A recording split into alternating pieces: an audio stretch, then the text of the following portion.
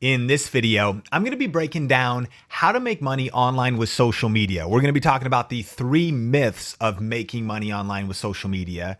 We're going to be talking about my proven formula for building a loyal and really profitable audience, as well as taking your questions if you're here live and some that we took from Twitter. And so there's going to be a lot of valuable information in this longer form video that you can listen to so you can make more money online, even if you're just getting started, if you're feeling stuck, or if you want to scale faster. But hey, if we're just meeting, my name is Sean Cannell. I'm the best-selling author of the book YouTube Secrets, co-author with Benji Travis. I run this channel, Think Media, where my passion is to help you with the best tips and tools for building your influence with online video. We're living through a revolution, a global disruption of the economy, of the internet, of technology, and all of these things that are happening. And myself and my team and our projects are devoted to helping you master the skills necessary for surviving and thriving in the new economy. So super pumped if you're able to be here live. What's up, June? What's up, Orange Juicy? What's up, Nadia? Ready to dive right into this. So we're going to be doing Q&A, how to make money with social media. Again, our mission here on the channel is to help people build their influence with online video and social media. I've got a team based here in Las Vegas, and we're working together to help you and Think Media. We all are here local. We got one person in California, and we are just passionate about building a community of like-minded, purpose-driven content creators and entrepreneurs that really want to make a big difference and impact leveraging these new tools. And I want to talk about 3 myths really quick about making money online. And if you have questions, Heather's helping me in the comments. Throw up 4 question marks before your question, 4 question marks after. The topic today is social media and making money online. So we'll focus on those questions first, and then we'll get to things about cameras and anything else. But I want to talk about 3 myths about making money online. There's 3 big myths. Number 1 is that it's easy. You know, when you put out a title even like this, and sometimes people from the surface could look at even my thumbnails and my topics, and this industry can seem pretty sketchy, like make money online, work from wherever you want, drive a Ferrari. And there's a lot of like sketchy people, like people I don't like, you know what I mean? That are just like flashing, get rich quick, flashing crazy promises and just like putting out bad courses and tricking people. And there's a lot of people doing sketchy stuff. And what they're promoting is that it's easy to make money online. It's actually a myth. It's one of the myths. The second myth is that it's fast. Everyone, when it comes to social media, we think, oh, making money, like it's just overnight, man. It's amazing because of social media. Like posted a video, it went viral, and then I retired my parents. You know what I mean? Like it's just not how it works. It's faster, but it's not fast. It still takes work. It still takes time. And then the next one is that it's free. It's free. And people say, well, making money online, there's a lot of free ways to do it. And while that is true in the sense of like YouTube's free, Instagram's free, Facebook's free, there is a cost to everything. There's a cost to everything. And so at the get of this topic of make money online, I want you to know that's our passion, man. I mean, I'm a small town kid, college dropout, grew up on a little farm an hour north of Seattle, Washington, in a town called Arlington. I grew up with horses and goats, and nobody in my family was in the media industry. And today we have a 7-figure media company. I'm streaming to you through the internet from my home office in Las Vegas. Wrote a book called YouTube Secrets, and maybe we met somewhere online. And all I'm trying to say is that this freaking internet thing is ridiculous. Like, it can change your whole life, but I don't want you to ever think that if you connect with Think Media, there's some people out there that are like, oh, get rich quick. That's not us, man. We're more like build wealth for sure over time by putting in hard work. I mean, that's like the age old stuff. Like we're definitely not trying to promote gimmicks or anything like that. But here's the deal. The reality is these are myths. The truth though is it's not easy, but it's possible. It's possible. And can we pause for a second? That's a big deal. Because the fact that it's possible should move you a little bit. It's not going to be easy. Some of the principles are actually simple, but you do have to put in work. But the fact that it's possible to change your life, the fact that it's possible to build a life on your own terms, and whether people in our community that are now full-time YouTube creators or that are making extra money in their business or that turn their creativity into a career, you just got to know that it's possible and it's worth putting in the work. Number two, it's not fast, but it's faster. It's faster. Like, it still takes time. I've been in this game now. I started video in 2003 at my local church. And I started YouTube. 2007 was the first YouTube channel I managed. And then my personal channel started around 2010. And I was still doing client work for others. But what I've realized is that I've now been in this over 15 years, 10 on like just the social media side of things. My passion is to shorten your learning curve by about 75%. 75%. There is no magic pill, but there is speed. And I'm a big proponent of investing in speed, of investing in someone who's done it before, who's already gone ahead, made a ton of mistakes, taken a ton of wrong turns, went down a lot of wrong paths, because that can help you go faster. A lot of the stuff I pioneered before there was Think Media and things like video influencers. So it's not that it's fast, but it's faster. And then number three, it's not that it's not free, because it's going to cost you your time. What you could do with your time right now is go pick up a second job. Like, if you literally just want some money, why don't you just go get a second job? Well, what you want is to create leverage, and what you want is to create a business on your own terms, doing what you love and getting paid for it. Okay, so you got to work your day job to pay the bills. And in your side hustle, with your extra time, you can invest your sweat equity in free platforms, social media, YouTube, and understand that it's going to take your time, but it's low cost and honestly low risk. Because what's the worst thing that could happen from building some of your influence? Did you like that? I don't even know what button I like flow down from. Like that you invested in building your influence, getting some skilling up, learning new skills, learning new tools. It's only ever going to put you further ahead in your future. Shoot, if you don't become a social media influencer, you could work for one. You could work for a tech company. The world is only going towards social media, online video, online marketing, paid traffic, online branding. It's only going towards apps and the internet. So it's low cost and low risk in the sense that you can bootstrap. And I say low cost, you still do got to invest though. You got to invest in gear at some level. You got to invest in an internet connection and computers. And you should invest in training if you want the shortcut, and you invest. But the amount of money you invest to start a business like this, like I've invested a lot of money in courses and training and things like that. But it pales in comparison to what it would cost me to have to go take out a loan to start a brick and mortar business. So the myths about internet marketing, or rather making money online, is it's not easy, it's really not fast, and it's really not free. But here's the thing, it's possible.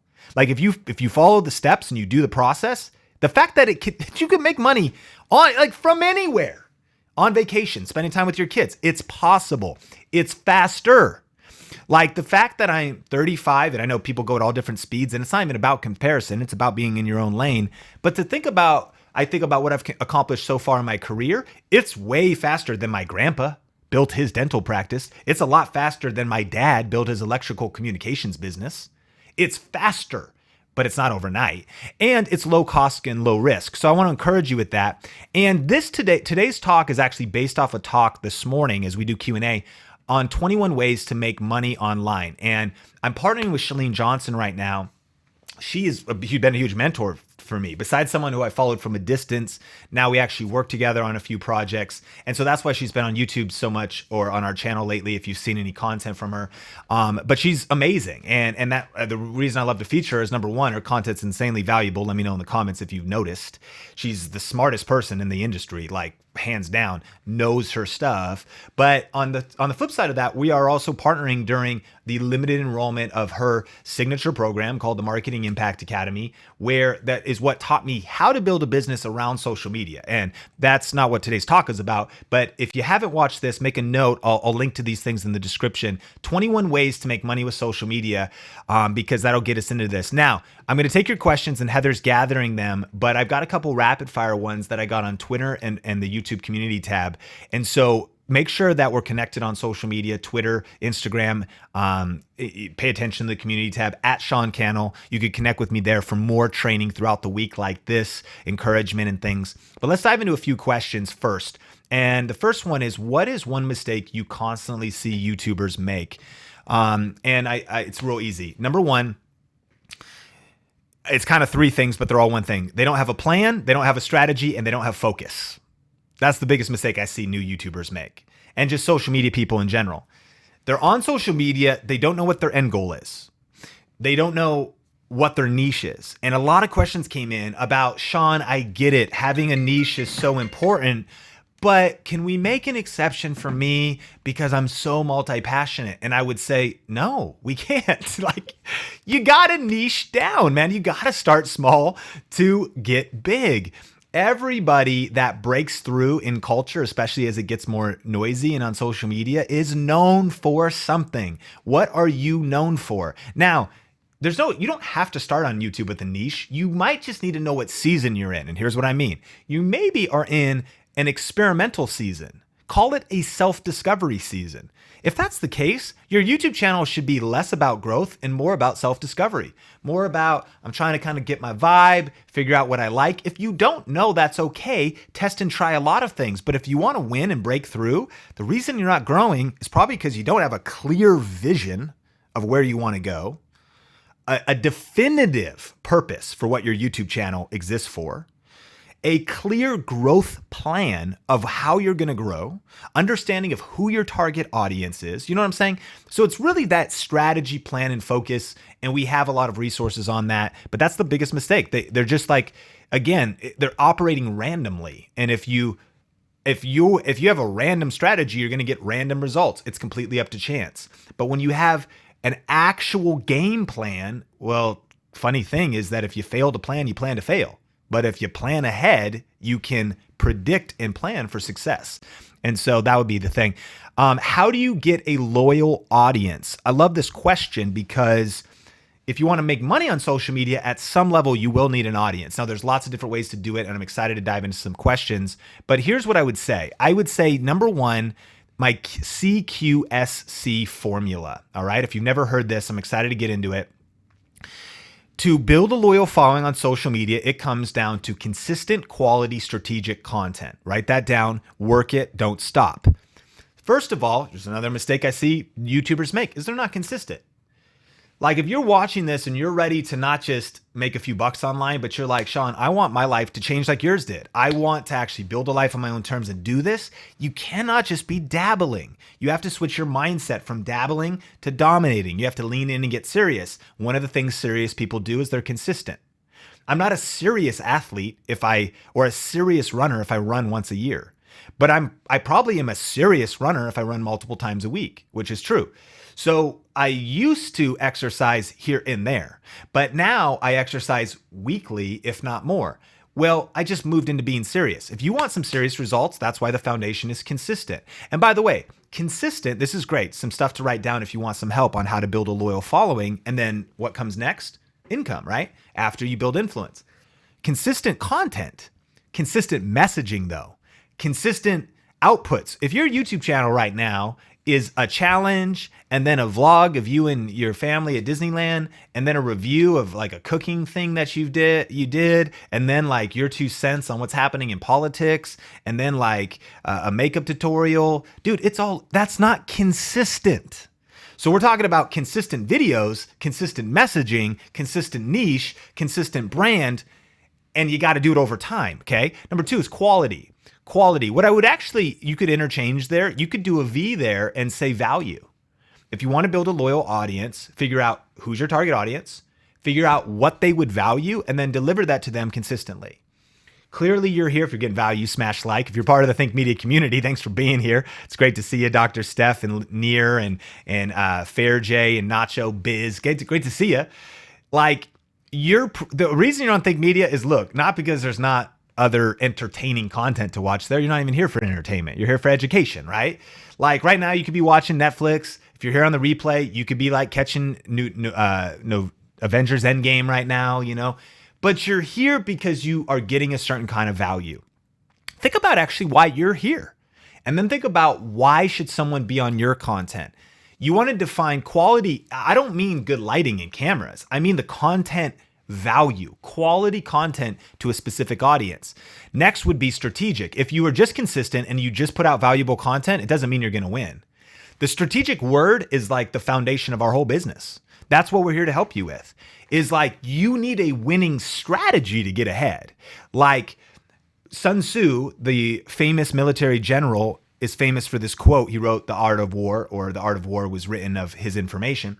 And it was all of these rich strategic insights. And one of them is every battle is won before it's even fought. That's strategy. Your YouTube channel, your social media, your online income, the reason it's gonna succeed is not because you just run into the field with a sword, with a sword, with like guns blazing. You don't just hit the field with no plan, you'll get slaughtered.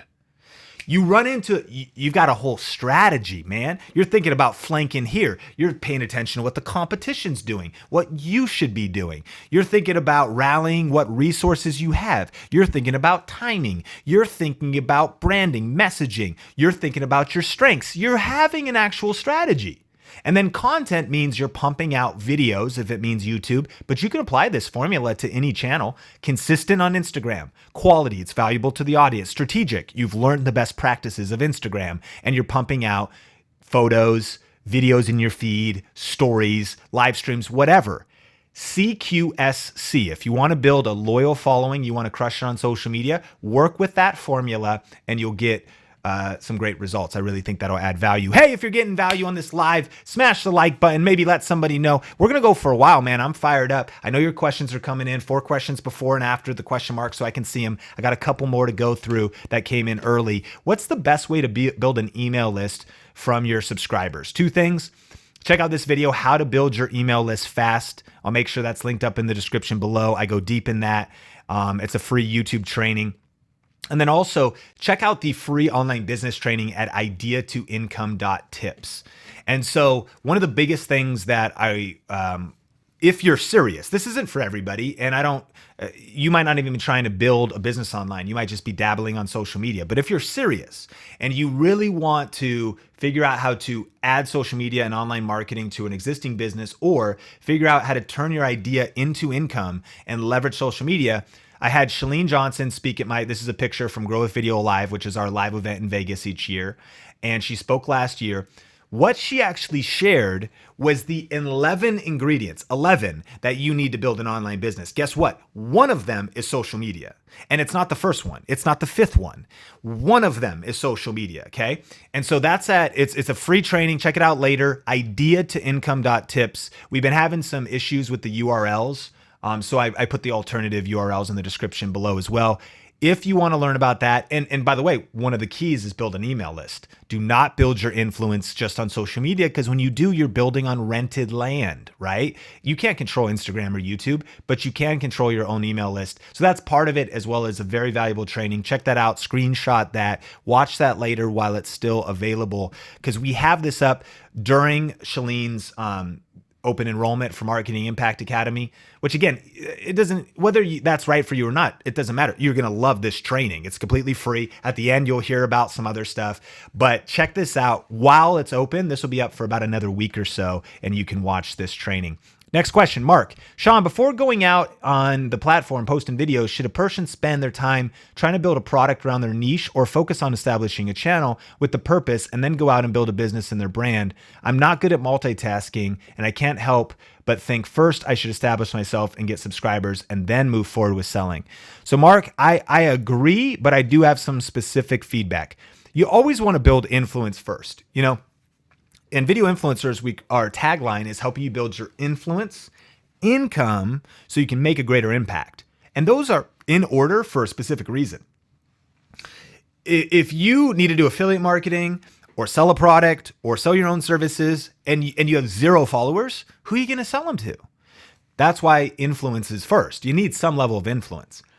Income then comes next. And here's the thing, you can't make an impact because if you can't pay your bills, that's what monetizing is about first, is sustaining you so your vision can continue. You could serve more people, help more people, and pay your bills in the process.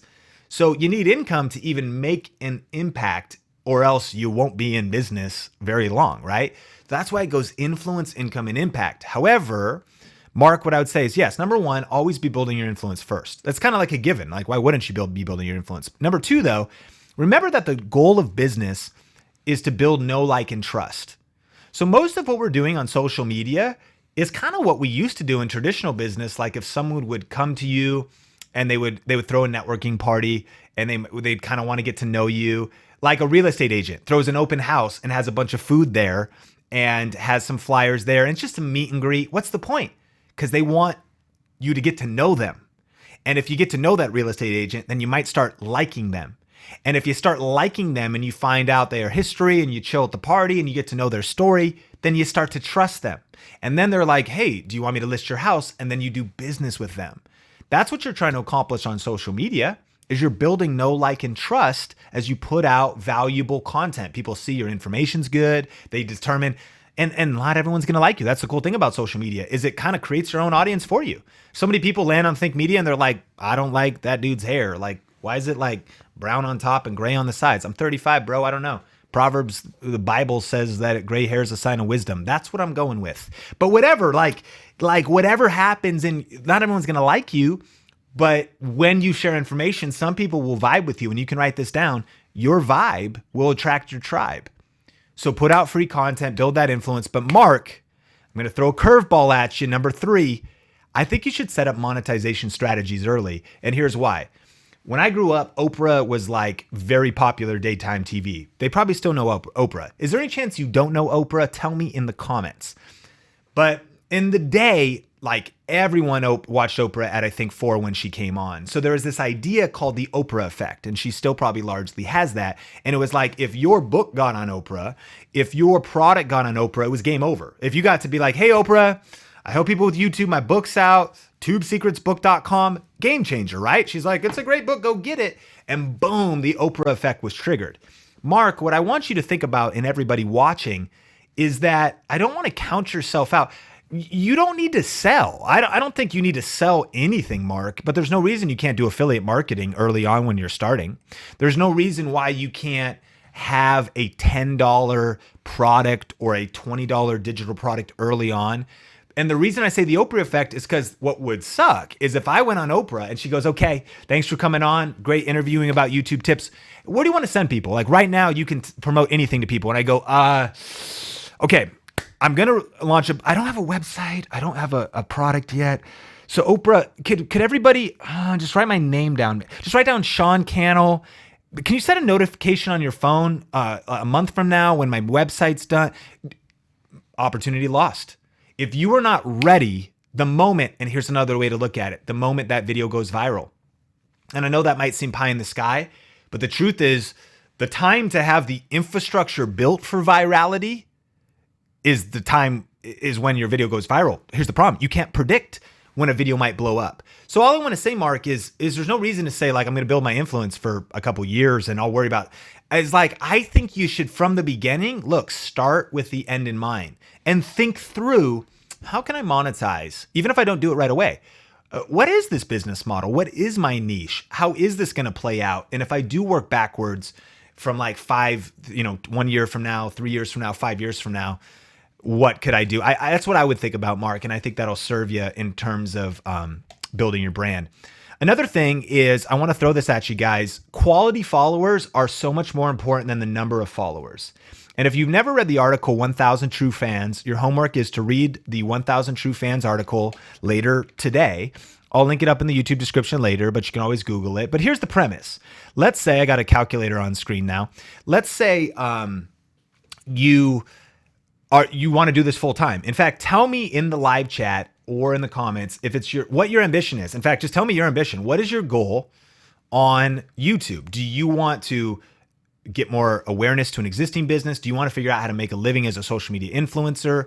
What is one of your goals?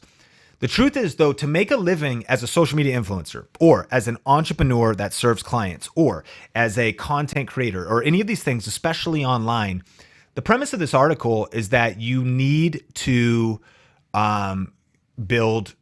you just need 1,000 true fans. And here's why. Let's say all you did on YouTube was create free content and sell 1 t-shirt a quarter. Like you do merch and people love you so much that they buy your merch to keep it simpler. And I see Ryan, he wants to be a full-time podcaster. Henry wants to have a part-time hobby and be a moneymaker on top of school. I love it. And we have people like make a living selling my products, older women rock. So that's perfect. Like make a living selling my products. So it doesn't matter what product, but let's say it was a t-shirt. Once a quarter, 4 times a year, you sell a $25 t-shirt. Got it? So you have 1,000 true fans. What this also might mean is maybe you got 10,000 subscribers. Maybe you got 3,000 YouTube subscribers, but 1,000 true fans. A true fan is someone who's like, Yo, you put out your new merch, I'm gonna buy it. Who are you like that for? Gary Vee is kind of like that for me. It's like Gary Vee, like I don't even really drink wine. He launched a wine company and I was like, yeah, I'll buy it because I'm a true fan. And so I bought some, you know what I mean? Like I was like, I could give these away as gifts or whatever. And so if you got a true fans, you might need 15,000 subscribers. You might need 25,000. You might only need 1,000. But if you got 1,000 true fans, $25 shirt or digital product or whatever, first quarter, 25 times 1,000. You could do the math, $25,000. So in the 3 months of the first year, January, February, March, I make one offer, 25 grand comes in. Then I just create free content for a while longer. Then in the second quarter, I'm like, hey, this quarter's shirt's out. Do it again, $25,000. Interchange whatever it is you want to sell. You could sell merch. You could sell a t-shirt. You could sell like Older Women Rock says she wants to sell products on her own website. Like it doesn't matter. You do that again. By the way, that's a 6-figure income a year. You do a $25 product, 1,000 true fans, they all buy it, and you do that 4 times a year. It's 6 figures. Now let's pull back from there. So what if you're like, well, I don't know. I mean, I can't believe for that. Let's do 30% of it. That's $30,000. And by the way, that's only by you making one offer, like meaning a couple times a year. We're not talking about YouTube ads, affiliate marketing. You start building your brand, you get invited to speak, there's so many different things. So I really want you to study this because it's the quality of followers, not the number of followers. This is also why having a niche is so important. Everyone's like, I don't want to have a niche. But when you talk about 100 things, you're going to be followed by 100 different types of people. When you're followed by 100 different types of people, it might take you 100,000 subscribers just to get to 1,000 people who even are kind of thinking the same thing. Are you following me? But when you build a very specific channel with a very specific value proposition and you serve that community and then you say, hey guys, I got something cool that you could be a part of, then you could make this full time much faster. Quality followers are way like 100x more important than the number of followers. Like everyone's looking at viral Instagram accounts, viral YouTube accounts. Oh, that's the dream. That's not the dream. I would much rather have 5,000 decision makers, business-minded, or artists and creatives, like whatever your niche, and a very specific niche, than potentially 5 million people that just want to watch cat videos. Because that's cool too, but that's just kind of like, it's like, all right, well, I'm going to upload more cat videos, and respect to both. But did you see what I'm saying? Quality of followers is so much more important than number of followers. And that means we should probably start judging on social media, because if you just judge by the number, you're judging by the wrong metric. What's going on the backside? What is happening in that person's business or life? But I digress. At what point do you establish an LLC? Couple tips. So we start making money online. Now people are like, well, what do I do with taxes? Like what happens? I had the person the other day that was like, and I'm empathetic, but they were like, well, if I start making money online, then I might have to like pay child support. I was like, you might. I mean, you probably should.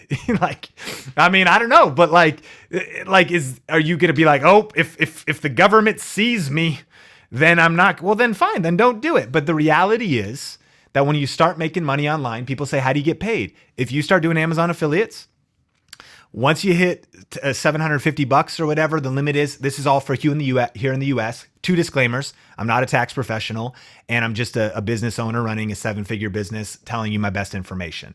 Please do your own research.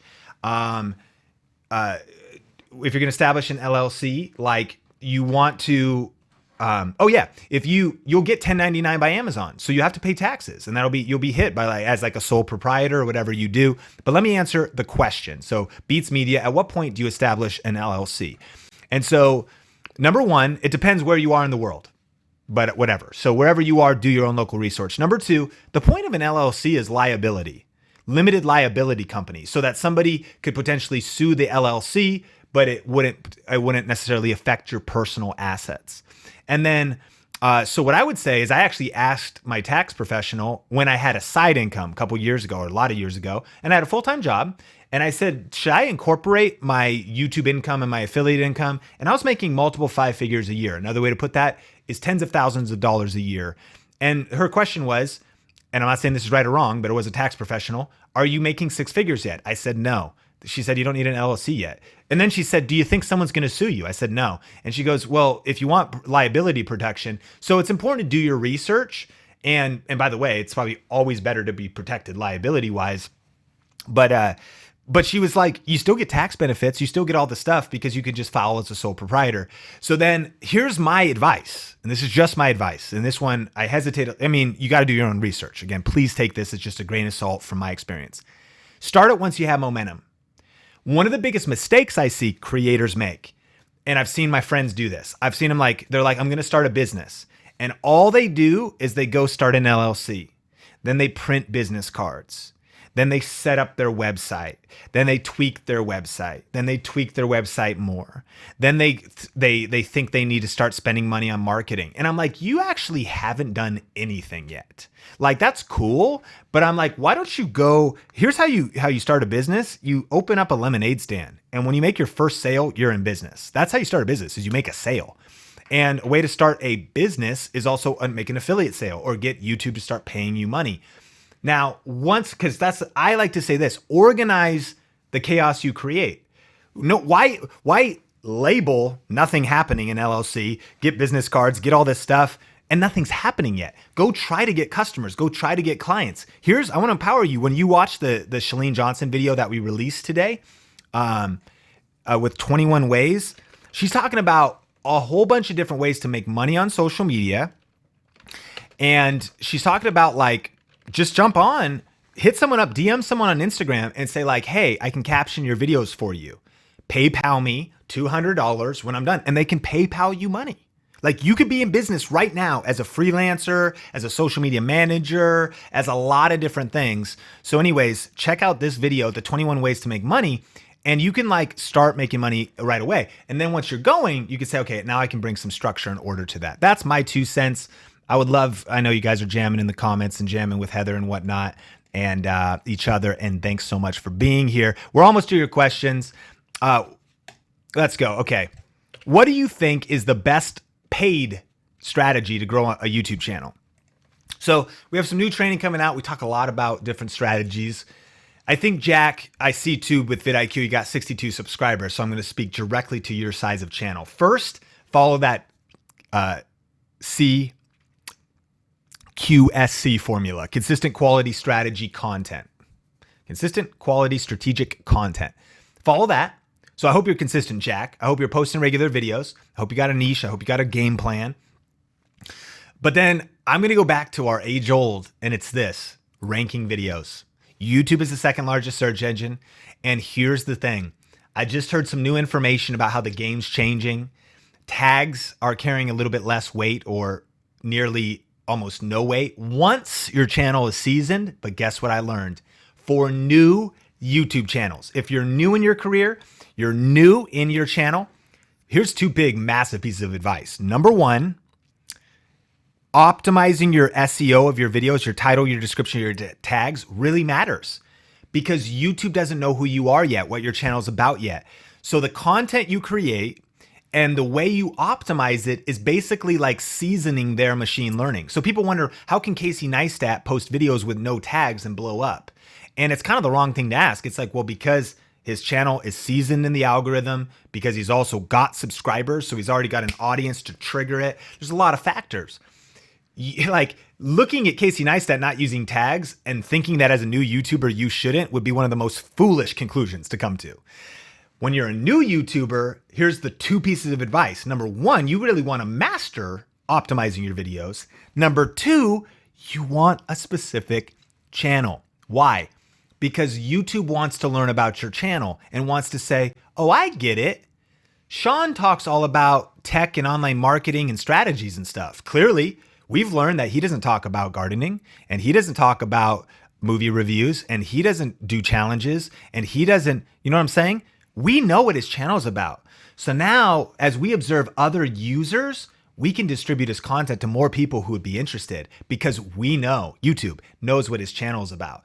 So when you start having a clear niche and then using the tags and the keywords that support that, and then optimizing your videos really well is critical. It's absolutely important.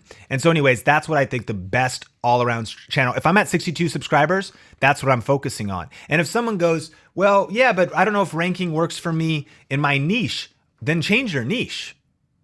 Make sense? Like, I don't know if ranking works as good if I'm just a random vlogger vlogging my day. Try building that all the way up from scratch. Good luck. I mean, I'm here to serve and add value to your life. It's going to be hard just being a random vlogger that's trying to get people interested in your life. You know what's easier is being like I love succulents. This channel's all about succulents. We're going to talk about how to not kill your succulents, where to get them, what to feed them. And guess what? People all around the world are looking for a specific topic and search term. Here I am holding a succulent during our live stream. Weird things happen, right? And so, makes sense? A niche channel. Sean, you're like a broken record. I'm just trying to tell you what works. I'm not trying to make up new stuff, man. And if you haven't seen our deep dive training on that, free YouTube training, tubeinfluence.com. We're having some troubles with the URLs. Of course, I'll link that up, an alternative URL in the description.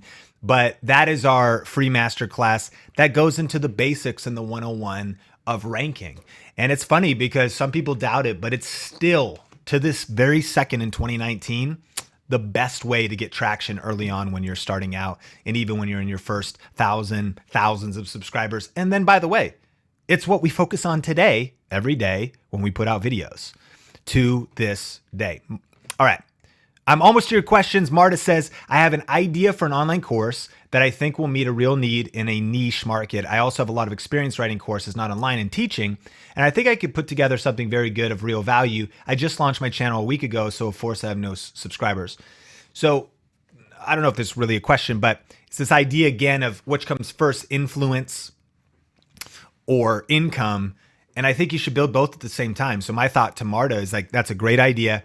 However, sometimes I would want to recommend, don't necessarily just create an online course with like in isolation. Build it in community. What I mean is it actually is sometimes better to figure out what people really need first, to get subscribers first, to get it. And not a lot, just a few. Marta, I'm talking like 10. Meaning 10 people who maybe you could DM back and forth with and talk with, and let them build that thing with you. One of the biggest pieces of advice that changed our life in business was this idea of doing beta launches of products and different products we'd launch, test groups, and we learned that all from Chalene Johnson. And so I highly recommend thinking about that. Where do I go on Instagram to find people that want to watch toy reviews instead of others who also do toy reviews? I think I would follow the hashtags. I think if you don't know how Instagram works, what you can do is try to find as many people who actually, where do I find people that want to watch toy reviews instead of just the other toy reviewers? I think what you got to do there is hashtags. You got to get discovered by people that are maybe clicking on hashtags. But more than anything, you need to boost your account. And I'm not the expert on that.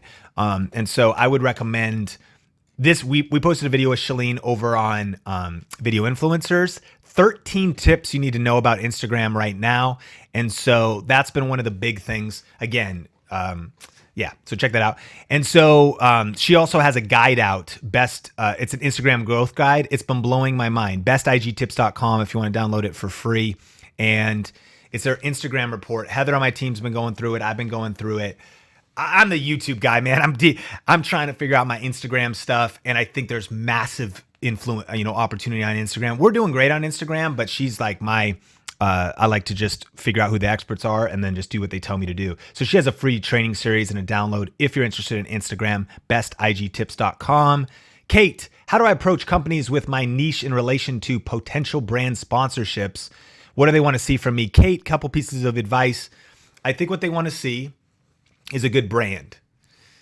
So an advice for everybody, can your brand do a little bit of work? What do I mean? I mean your brand visuals, maybe your brand messaging as well. Is your YouTube cover image professional? Is your headshot professional? Kate, this is a nice avatar, so I see that's professional. Do you have a nice brand? Because think a potential brand wants to work with a professional. So think about your branding, your thumbnails, your cover image, your overall brand, and then think about your niche. And so what's cool is you think about this 1,000 True Fans thing. Heather Torres, who's chatting with you in the comments right now, she's got a homeschool channel, right? And when she started it, it wasn't very long in it, a couple thousand subscribers, but she got like a $1,600 brand deal because she has a specific niche, a specific channel, the homeschool house, learning through life together. It's all about homeschool. It's not about gardening unless it's the power of gardening for your homeschool. Makes sense, right? It's all about one thing. Therefore, when she had only a few thousand subscribers, what the brand realized was like, wait a minute though, this thing is so specific. These few thousand people are also passionate about homeschool. So she did a brand deal with a curriculum company. Makes sense? So you don't need a large channel, but when you have a specific channel, dare I say, it's well branded. You go, okay, she's professional. She has a little, that's another thing, build a portfolio. If you have 0 videos on your channel, it's gonna be hard for the brand to take you seriously. She doesn't have that many videos. Look, I mean, we're talking like less than 30 total. And she's built 12,500 subscribers because of doing some of the things we're talking about. 500,000 views, 12,500 subscribers. Why? Best practices, consistent, strategic, quality.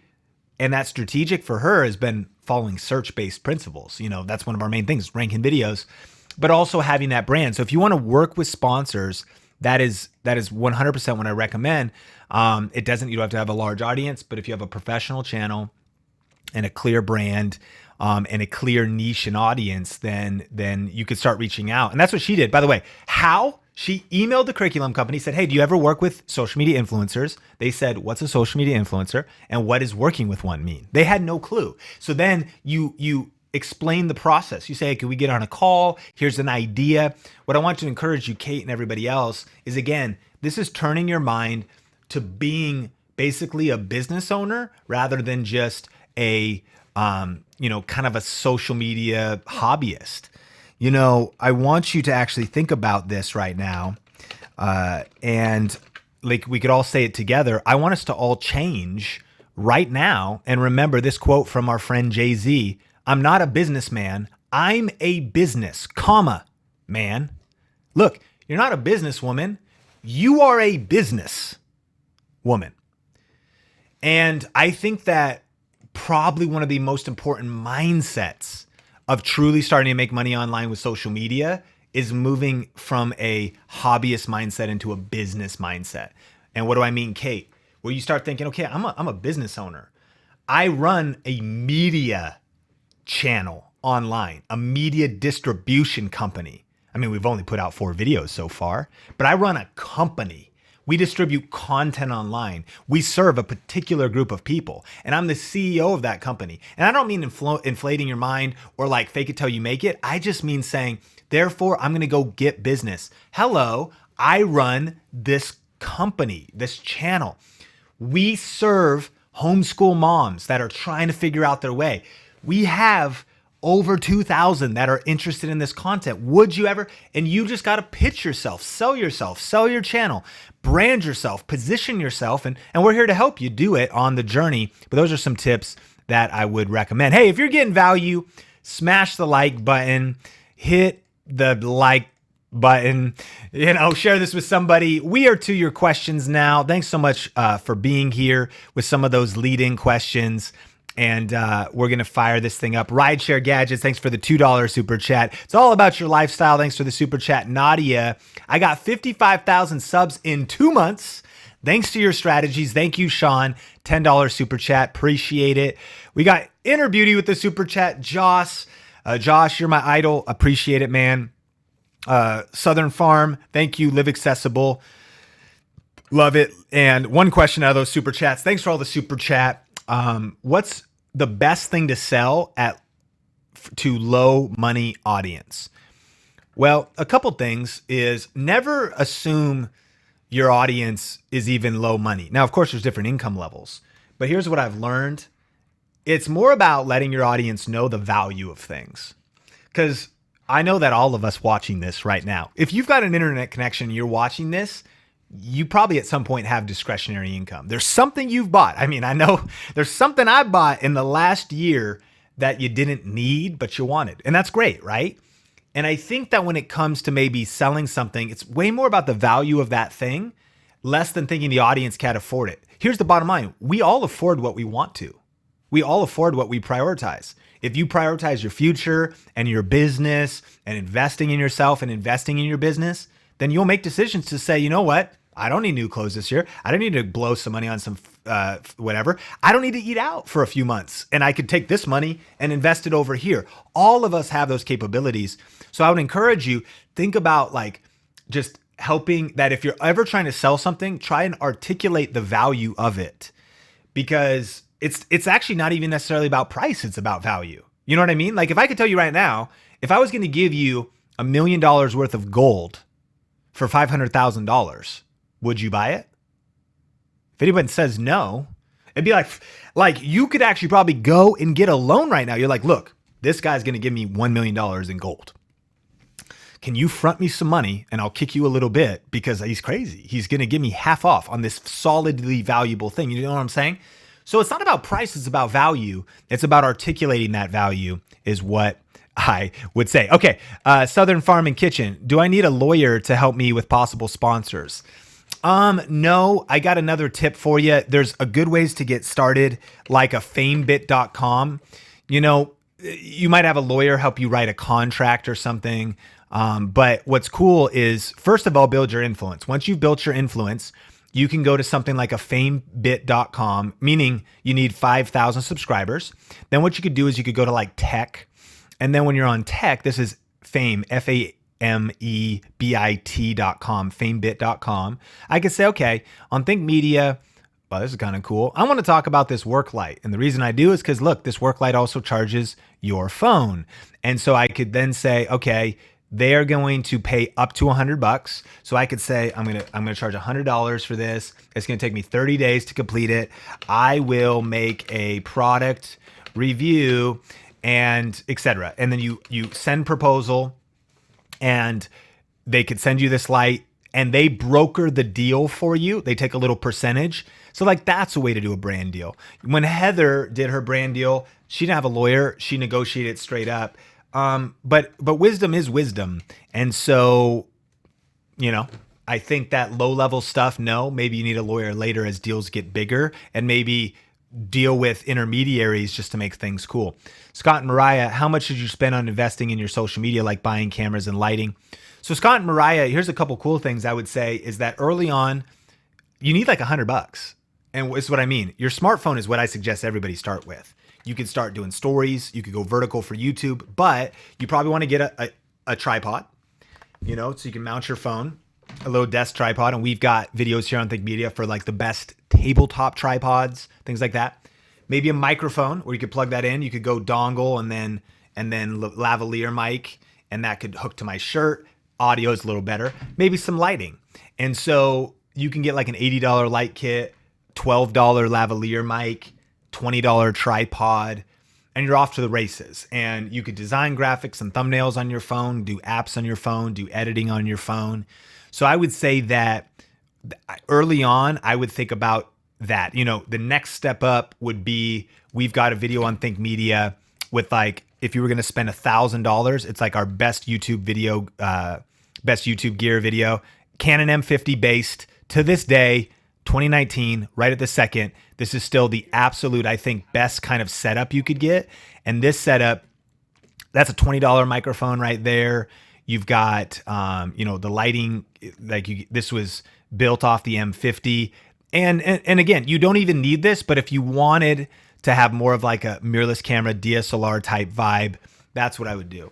Then the thing that I really want to tell you is that I would think about more with my money investing in myself.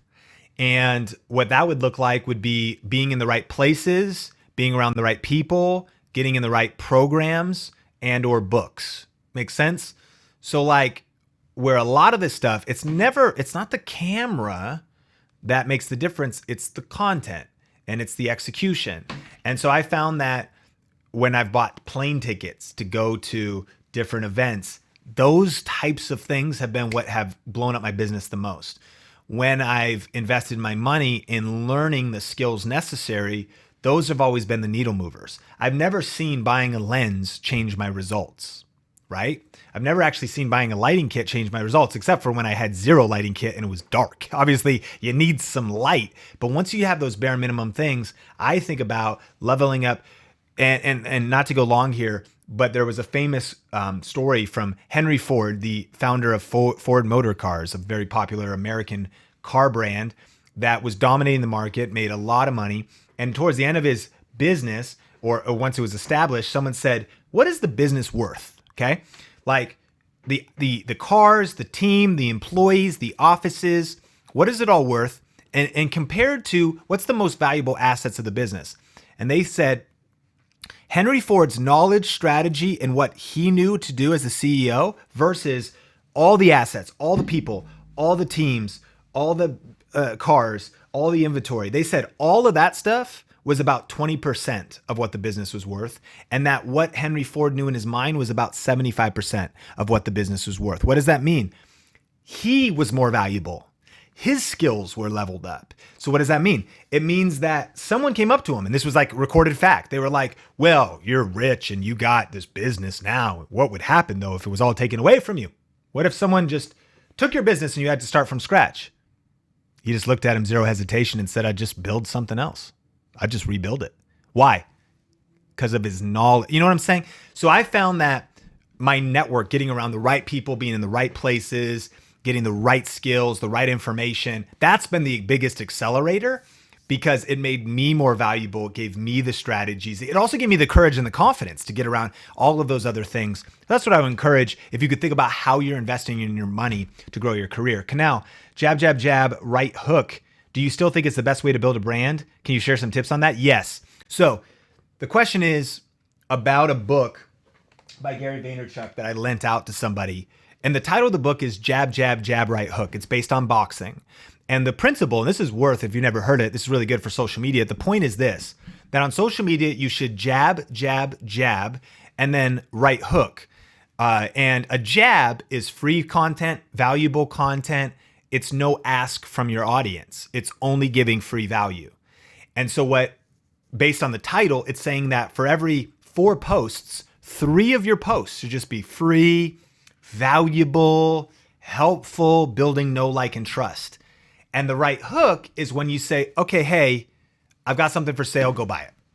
Right hook is, can you please go buy YouTube Secrets? Now, it's not a declaration though. It's give, ask. Give free value, free YouTube trainings, free videos, free content, and then ask and say, hey, if you've gotten value in my life or from my content, it would mean the world to me if you would buy my book. I just want you to know it's out. And by the way, a book announcement is this reality here. I'll show you on Video Influencers. Whenever you promote something, it's never going to be popular, because nobody likes ads and marketing, right? So you need to have a mix. So when we look at our most recent videos on Video Influencers, we put out like a book about buy YouTube secrets, and it got 3,000 views. The valuable videos in front of it got 8,000 and 7,000 so far. By the way, this will probably plateau. These will probably keep growing, right? The Q&As are smaller, but then our last one, you know what I'm saying? Lower views on the fact that it's that's kind of a right hook. It is actually this would be a right hook. You don't learn anything in this video. All you do is it builds the case to buy the book, right?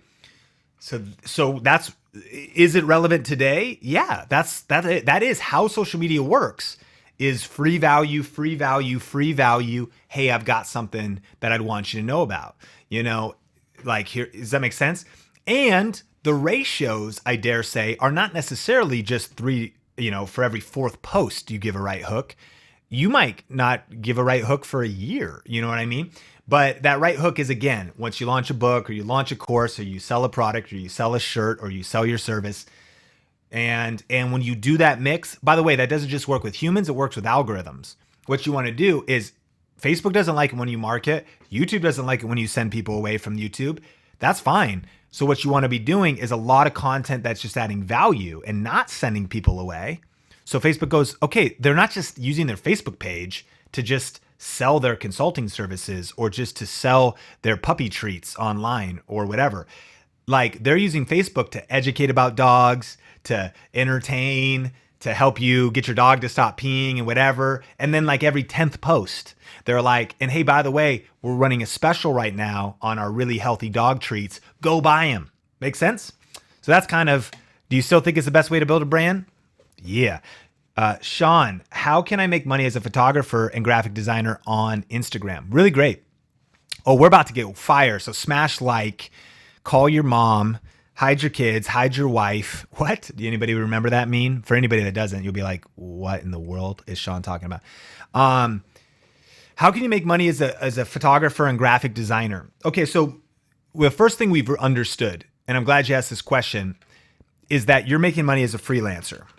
One of my favorite groups of people to speak to, because I was a freelance videographer back in like 2009. Here's my business. So 2009, I get a Canon. I actually take out a loan and for $10,000 to buy a computer, to buy cameras. And I do a free video first.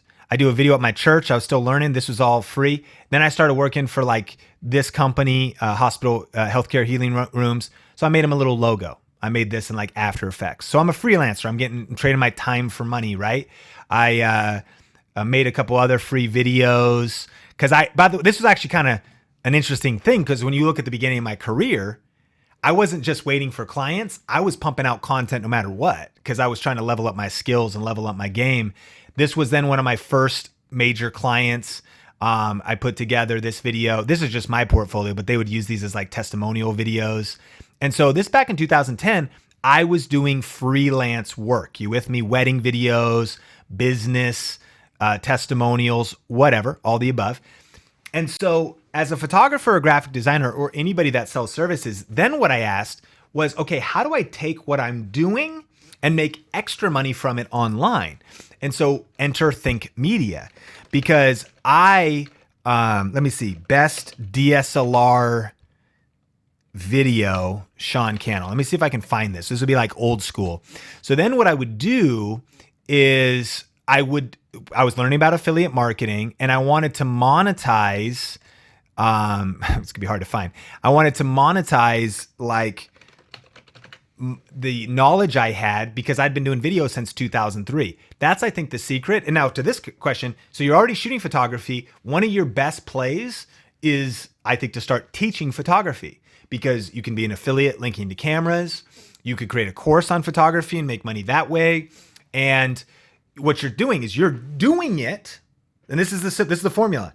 You're doing it, start teaching on it because you can monetize teaching on it. And you can do it just in the side and hustle.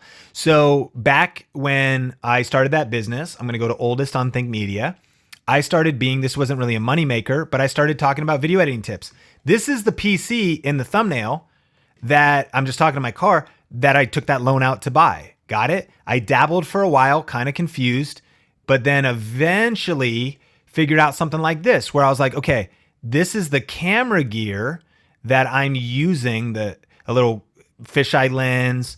This is the gear that I'm using for all this business work I'm doing. Hey, here are affiliate links to it. Get it? And you understand how affiliate marketing, if you've hung around Think, works.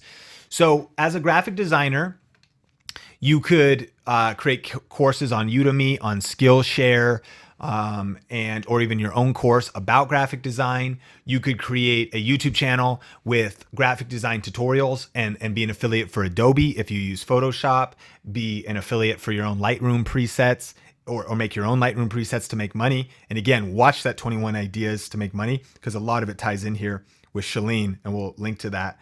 But you could be selling presets around graphic design. You could be, and then of course, doing graphic design. So if you want to use Instagram, you could use it in two ways: to bring awareness to your teaching content that you can monetize, or to bring in new clients for your graphic design services. And then the same is true about photography. You could use your money or your influence on Instagram and same thing on YouTube to get more photography clients. That is more money to the bottom line. And then as a photographer, you could recommend cameras, do courses, create presets. You could sell services like offering to retouch people's photos for them. You could get on Upwork.com and put a job listing. So there's it's basically the freelance side of income. And like, that's good. You want to keep that flow going, especially if eventually you want to do that full time. Freelance, you should, if like you want to be an expert someday, like I wanted to be talking about YouTube someday. So what was I doing in 2010? Seeing if my YouTube tips worked with Benji and Judy, who I met in our small town. And I started seeing if my SEO strategies with tags and titles and stuff would help them, and it did.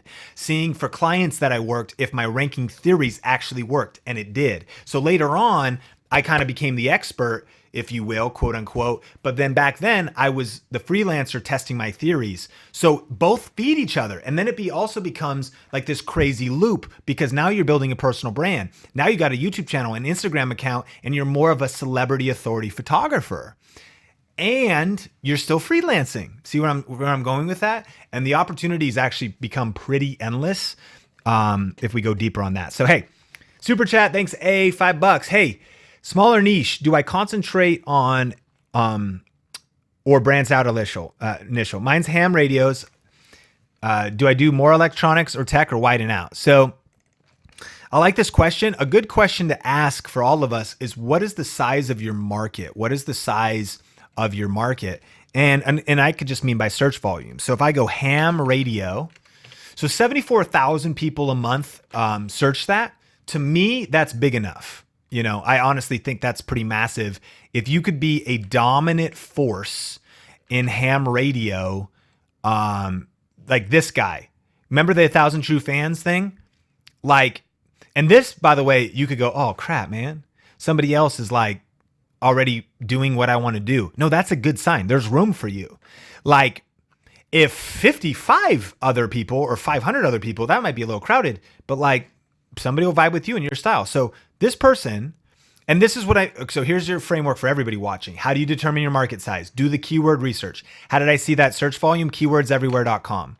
So if you just go to keywordseverywhere.com, install this, then when you do a search term like ham radio and all these different ham radios, 850, best ham radio, 880 a month, best handheld or ham radio, I just think there's massive opportunity. Now, what I might say though, is yes, like my market compared to yours is massively larger, being just a little bit broad. And you may even still though say, I do want to step it up. I don't want to go too broad, but I want to go not just ham radio. So I hope that advice helps a little, if that makes sense. I do think if someone else has done it, then that's proof you can do it, because it's proof that there is a market for it, right? And I would study this channel. That's another tip. Take some time to study your competitors. If you've never looked at the landscape of your niche and searched the keywords, and I'm talking block a couple hours to take notes and draw some conclusions. You might even do something like this. If you want to think about, hey, could I create a digital course? I'm just gonna do some research. Ham radio, I'm gonna see if anybody has a digital course about this. And I'm sure there's more, but so maybe not. But then you look at something like RF concepts. This course has 2,767 students, and this is about the basics of RF. So I understand this is different, but again, do your research. Look at your niche on Udemy, which sells digital courses. I don't really recommend it. I recommend building your own, because like you don't really control it here. Build it on your own site. But if we multiply this by the 2,767 students, this course right here has generated $138,322.33. So go look at the landscape of what's possible in your niche. And again, if you're like, okay, but my gosh, that seems like a lot to build. That's really what the Chalene Johnson training is all about. What Chalene Johnson at ideas-to-income.tips, this is what you want to build behind your social media, is something like this. Because how are you going to make $138,000 on the back end of your social media? By the way, let's make $5,000 on affiliate marketing. Let's make a couple thousand on YouTube ads. Let's get you some consulting deals and some speaking deals. But what we just saw here was a proven path. Now imagine if you had a buy button like that and you use your social media to drive traffic to the last question, to your graphic design course, to your photography workshop that people come out and shoot photography with you. If this seems overwhelming, I understand. It's a big world. It's overwhelming. It's a lot to learn. But again, that's what we're committed to, because this is the path that I have followed, and it's changed my life over the last few years. And you're here to shorten your learning curve, right? So I am Stephanie G. Thanks for the super chat. Nero, thanks for the super chat. And Scott Mariah, what about comedy related content? We love making skits, but not sure it'll work for YouTube in 2019. We have 190,000 on TikTok. We would love to do comedy skits on YouTube, but want to know if this will do well. It doesn't seem to be popular, but could be wrong. So Scott and Mariah, first of all, I want to say more power to you. With that many TikTok followers, clearly you have some chops. You've got some stuff going on, or views on TikTok. But what I would say is a friend of ours who has been blowing up in comedy has kind of just blown up in the last 12 months and had a lot of viral videos on both Facebook. I would say it's not just a YouTube game. That is a tip you can take to the bank. You know that. You're on TikTok. I think that you want some more stuff to go viral or just be shared. I think Instagram, Facebook is going to be a little more advantageous to you for getting comedy content to be shared. But what this person said was the question was, hey, how did you figure out how to make viral videos? And their answer was by making videos that didn't go viral for 7 years. So that's a buzzkill, but you know what I mean? Like, you got to put the work, like you got to really protect your craft. I mean, how do you get your Netflix special?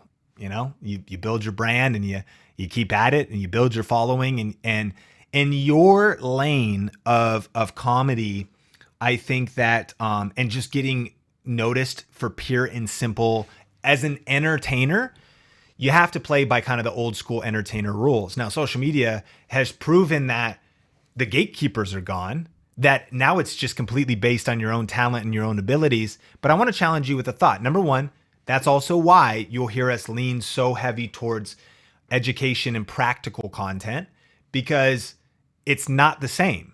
You don't have to have superstar DNA or some famous person helping you or some lucky moment. It can be more practical. And it's more practical to build a business like Heather did around homeschool than if Heather was trying to be a famous comedian. But here's a power tip. If you could think of a practical pain point people have on the internet, and here's kind of what I think. I actually think all of you watching should be thinking about creating a digital product. Straight up. The e-learning industry, friends, meaning people, this is true. Universities are doing digital products, digital learning, e-learning. Individuals like us are doing digital products. You know, that's some of the things we have. Video Ranking Academy, that's a digital product, right? And so different things that we have. But the reason I say that is because Forbes did an article between now and 2025, e-learning is going to be a $1 billion a day industry, a day. $1 billion of global capital is going to be transferred through mostly credit cards, PayPal transactions to creators like yourself. In the e-learning space, people learning guitar, people learning leadership, people learning gardening, their taxes, okay? People learning RF basic concepts and components radio frequencies. And if that doesn't blow your mind, then I don't know what will, because this person made $130,000 off of this course we stumbled on in the middle of this live stream. But what do? They package their information into 4.5 hours of on-demand video. And quite frankly, that is what we've been doing over the last few years amongst multiple streams of income. And so I bring that up because as a comedian, what if you thought about edutainment? What if you thought, and again, you got to follow self-awareness. You cannot wear someone else's shoes if you have a different shoe size, or it'll be clunky and hard to walk. So you really got to know yourself. But I think that there can be a marrying of what you love to do and your personality meets something practical. And so when I think about like Mad Money with the Kramer guy, or I think about themed shows where it's edutainment is in, where you learn through skits, you learn through comedy, but you're helping people beat depression. And then eventually you have, and who knew is a good example of this is JP Sears. And JP Sears is famous. Some of you might not recognize the name. You maybe will recognize the hair. JP Sears is basically a comedian, and he does stand-up comedy and stuff. So he has these different viral videos. Maybe you've seen them. Let me know in the chats if you've seen Ultra Spiritual with JP. But what people actually don't realize is what he's most deeply passionate about is like, he's got a membership site that's all about like psychology and like getting to know yourself and like some deep stuff. And what he realized was comedy was like the gateway to talking about serious issues, but that what he wanted to build. And so he's built multiple streams of income in a business model. The comedy viral videos is the front end thing, but there's some other stuff. I sent a lot at you, but I think that'll really serve you and can help you, make a greater impact with that. And again, I know we're talking about like building a business model behind your social media, but I just want to recommend, if you haven't watched this training at idea-to-income.tips, Shalene breaks down, and she shared this at our conference last year, the 11 ingredients of building a successful and profitable online business, 10 of which are not social media, 1 is social media. And my question is, do you have the other 10? And so anyways, link in the description of that if you want to check it out. Free training, that'll be up for about another week and a half, why her program, Marketing Impact Academy enrollment is open. Kimiko, when it comes to niche, what if you're seriously brand new and you're not clear about your niche? Shalene says you just need to start and see what you learn from mistakes. It's how Nikki Philippi started. What advice do you have to discovering your potential niche? I think they're right, and I totally agree. I think if you totally have no clue, just start anyways. And let me encourage you, when I kind of had no clue, I just started on my Sean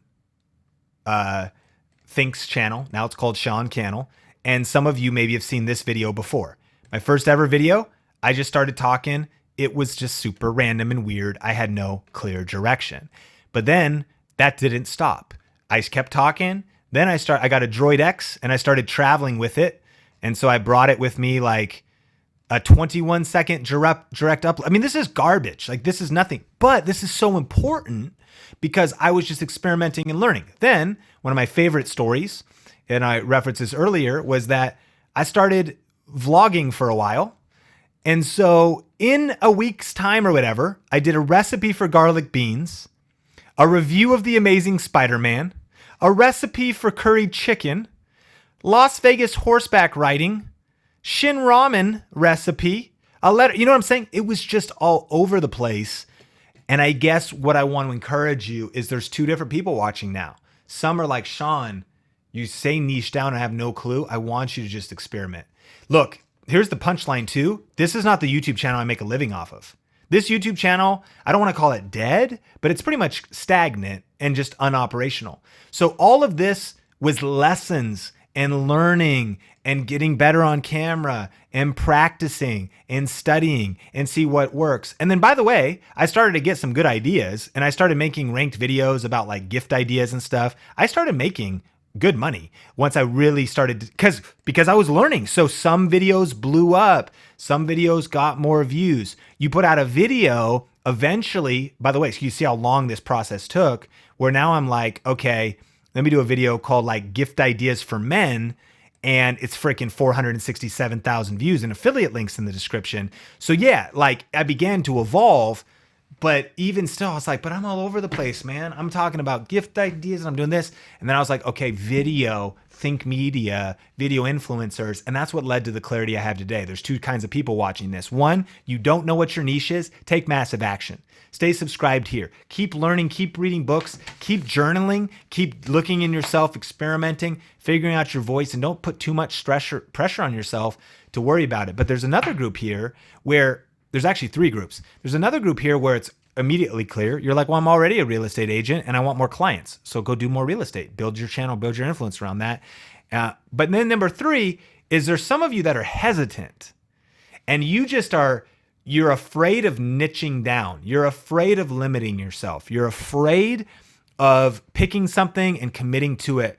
But here's what you need to know. The riches, I hate the term, but it's the way it goes. The riches are in the niches. That's how online works. Like, you got to get to that place where you create a course about RF frequencies.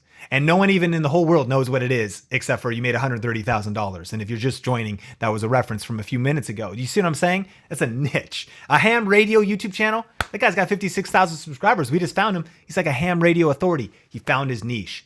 And for those people, that 3rd group, I want to encourage you, maybe you're stuck between 1 or 2 things. You got to just pick one. And at the intersection of your passion, your proficiency, and what's profitable, you pick one. And the reason you stand out is you go, hey guys, I help you with this one thing. I'm this one branded thing. And I know I'm like a broken record, but that's the way it works.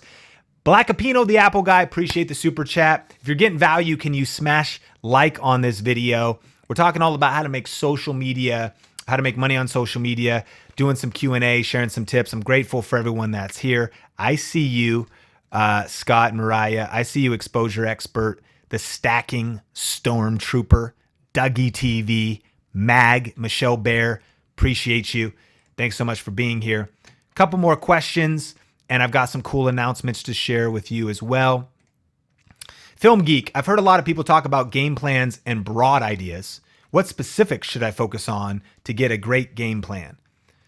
Number one is your actual niche. If you're a film geek, then I think it's understanding like your strategy is your actual business idea or channel idea. Does that make sense? Let me just break it down as plain as possible. Think Media is in a smart niche.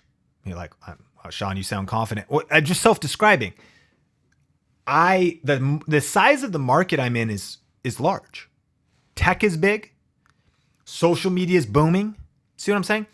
So part of the strategy is choosing a positioning and doing the market research. Then it's choosing your positioning in that market. So different is better than better. How are you going to be different? Film Geek, maybe reviewing films. So you then study your market. You go, okay, well, films is huge too. And the movie review channels and the movie film channels and the movie commentary channels. Think about how can I be different? This goes back to why having a skill of like comedy and for the couple that was like, our TikTok's crushing. If you were to match your comedy skill with, say, a movie review channel or like an action figure channel or whatever, now you could rally. There's one person in our community that's called like Star Wars everything or something. Makes sense? Star Wars, obviously, Star Wars Explained maybe, is look, Star Wars, this is a smart move. Why? They're building on the framework and the infrastructure of an established brand. They then have a does that make sense? So it's actually like the business plan strategy, the positioning of what you're doing. And then what you can layer on top of it is the content formula I shared with you. Then the next strategy you need is a napkin plan. How often are you going to post? It needs to be once a week. And why are people going to think it's valuable? Who's your target audience? And explain in not short, like really, and the reason they're going to love this is because, and really think that's your value proposition. That's just not just making something up about why it's valuable. And then you just do that consistently. And this is a great example because I've actually watched this climb. They haven't had 500,000. These guys are actually doing really, really good in their growth. And they weren't always, but what did they do? They had a plan, a niche, a brand, and then they were consistent, quality, strategic content. And they just kept working it. And if we study the growth now, it's actually, I haven't checked in on these guys in a while, like hundreds of thousands of subscribers since last time I checked. It's really cool.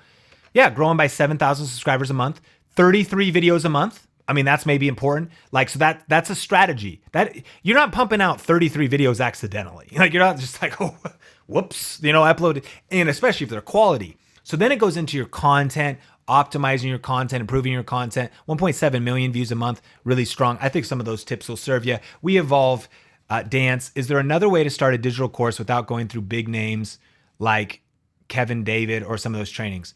I'm not sure who that is. I mean, there is another way. I think that is, you could just start a Udemy course. I mean, there's always two chances. And if I'm blunt, or there's two paths, and there's one or two things. You either have time or money. And if you've got no money, then you're right. Well, then you don't have to go through a big name course. What you have is time. There's a couple other ways. Read the books on it. I'll recommend you one, Millionaire Messenger by Brendan Burchard, $10. Okay. So like start there, and maybe the eBooks, $5. I don't know. And if you can't, go to the library. And in fact, for any of the books, Heather is a big proponent that you can get audiobooks at the library. Sometimes you don't have to go. You can get free audiobook credits online. So you could get free books at the library, free audiobooks. So I would start studying the free materials you have. I'd be watching free stuff online. And then I would just say this, that again, it's fine. Like if you don't have the resource to invest, what you probably do have is time. Take your spare time, Get rid of maybe leisure or reduce your leisure. Get rid of the time you're wasting and practice. I've always been investing in myself, but one of the reasons why I figured out a lot of YouTube stuff is sheer amount of time put in. What I started learning, by the way, as soon as I got money, and even before I had money, because I remember when the first programs we invested in was $150, and I was like trembling with my wife. I was like, honey, I really think this will change our life, and it did. Not overnight, but I started to listen to this program. It was much more about being a leader and being kind of like a business owner. And I listened to it over and over and over again while I was running on this weird Nordic track. Anyone ever used a Nordic track? I'm like, that my mom gave me, and I would just listen to it and I'd like slide my little skis on this Nordic track, listening to this content.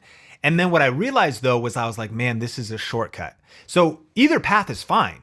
When you want to go faster, when you want the shortcut, invest in training and books, and look, start free. Library, free audiobooks. That's what I would recommend. And then practicing. Like there's the two ways. What I just mean is, just to be clear, going and there's two ways to learn something. The hard way of like learning and failing yourself, like learning the stove is hot by touching it first, or paying someone like, hey, $5 and like, hey, dude, the stove is hot. Don't touch it. That was the shortcut. You're like, wow, I never needed to get the burn because I learned from someone who's already done it. The crazy thing is that where there is a will, there's a way. And what, you know what I mean? Like if you really want to invest in something, I really wanted to invest in a system. When I was 16, I know it's not like this anymore. No young people want cars. Is that true? They all just want to Uber. One of the number one gifts at universities is, Mom, can you just get me unlimited Uber?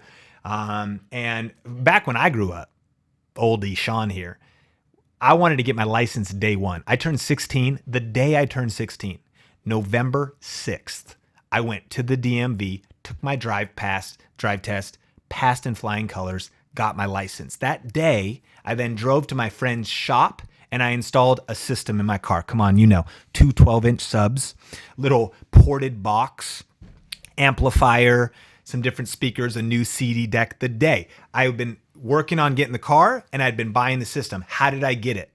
I wanted the bumps, man. I wanted to pull up in front of the movie theater in Marysville, Washington, freaking like, lower the seat down. Hey, what up? You know this guy. Come on, somebody. Hey, Sean's in the house. Boom, boom, boom, boom, boom. Right?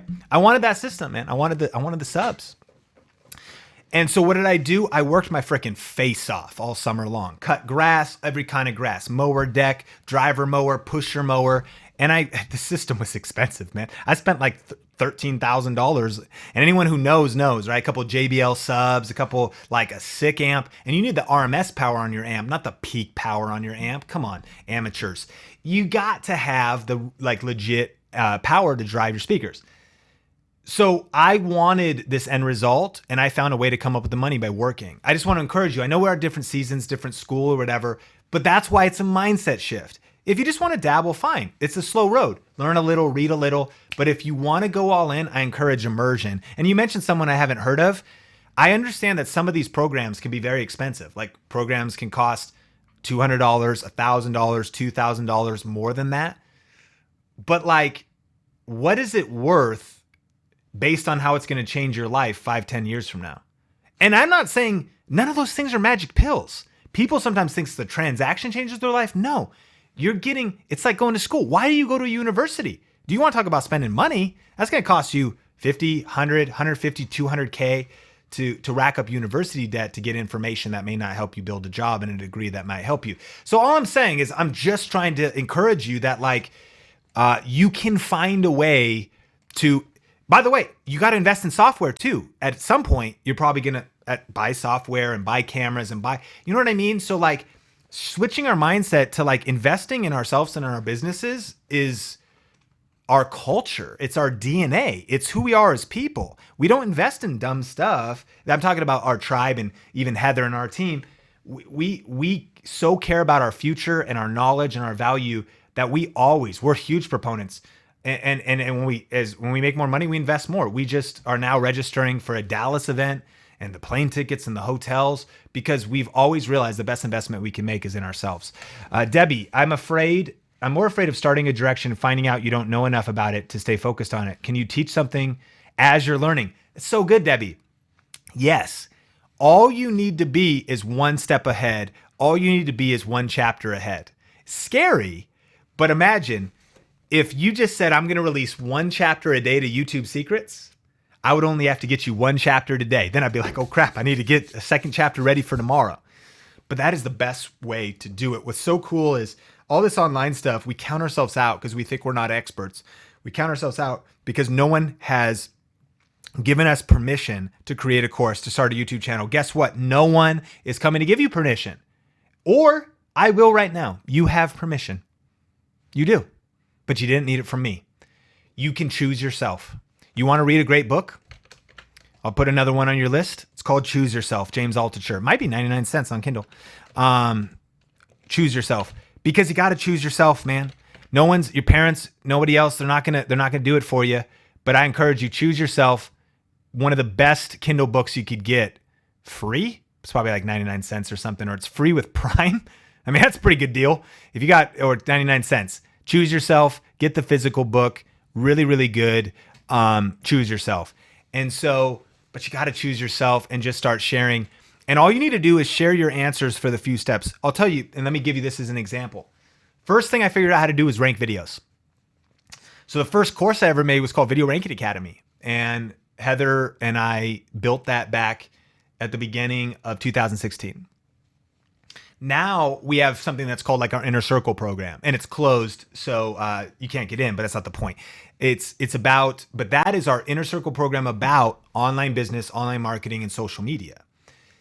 And the reason we started that now and not then, because back then I had not built like a real business. I couldn't really give business advice yet, but I could give YouTube advice. Does that make sense?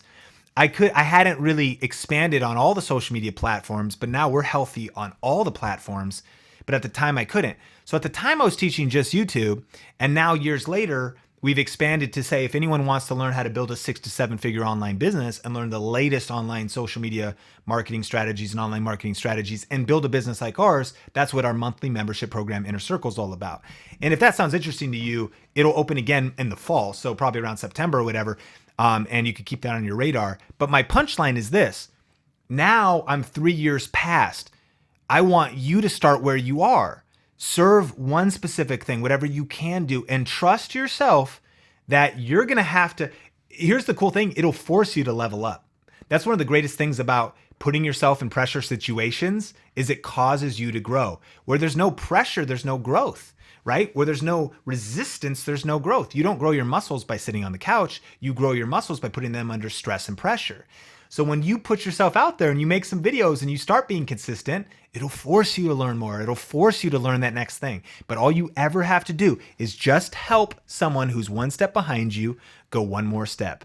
Maybe all you know how to do is some smaller skill that's a bigger picture of certain business. Teach on that one specific thing, and then turns out in doing that, your world will expand. And guess what you could do is you could bring your audience along with you. That's what I'm trying to do. The Inner Circle or Video Ranking Academy are responses to our evolution, and we want to take you with us on the journey. That's why I'm saying, I'm like, look, I've figured out this digital course thing. Myself and my team have. If you're interested in tapping into a $1 billion a year market between now and 2025, then we can help you. Why? Because we've now done it for years with over 10 different digital courses that are in our online course catalog and all these different things.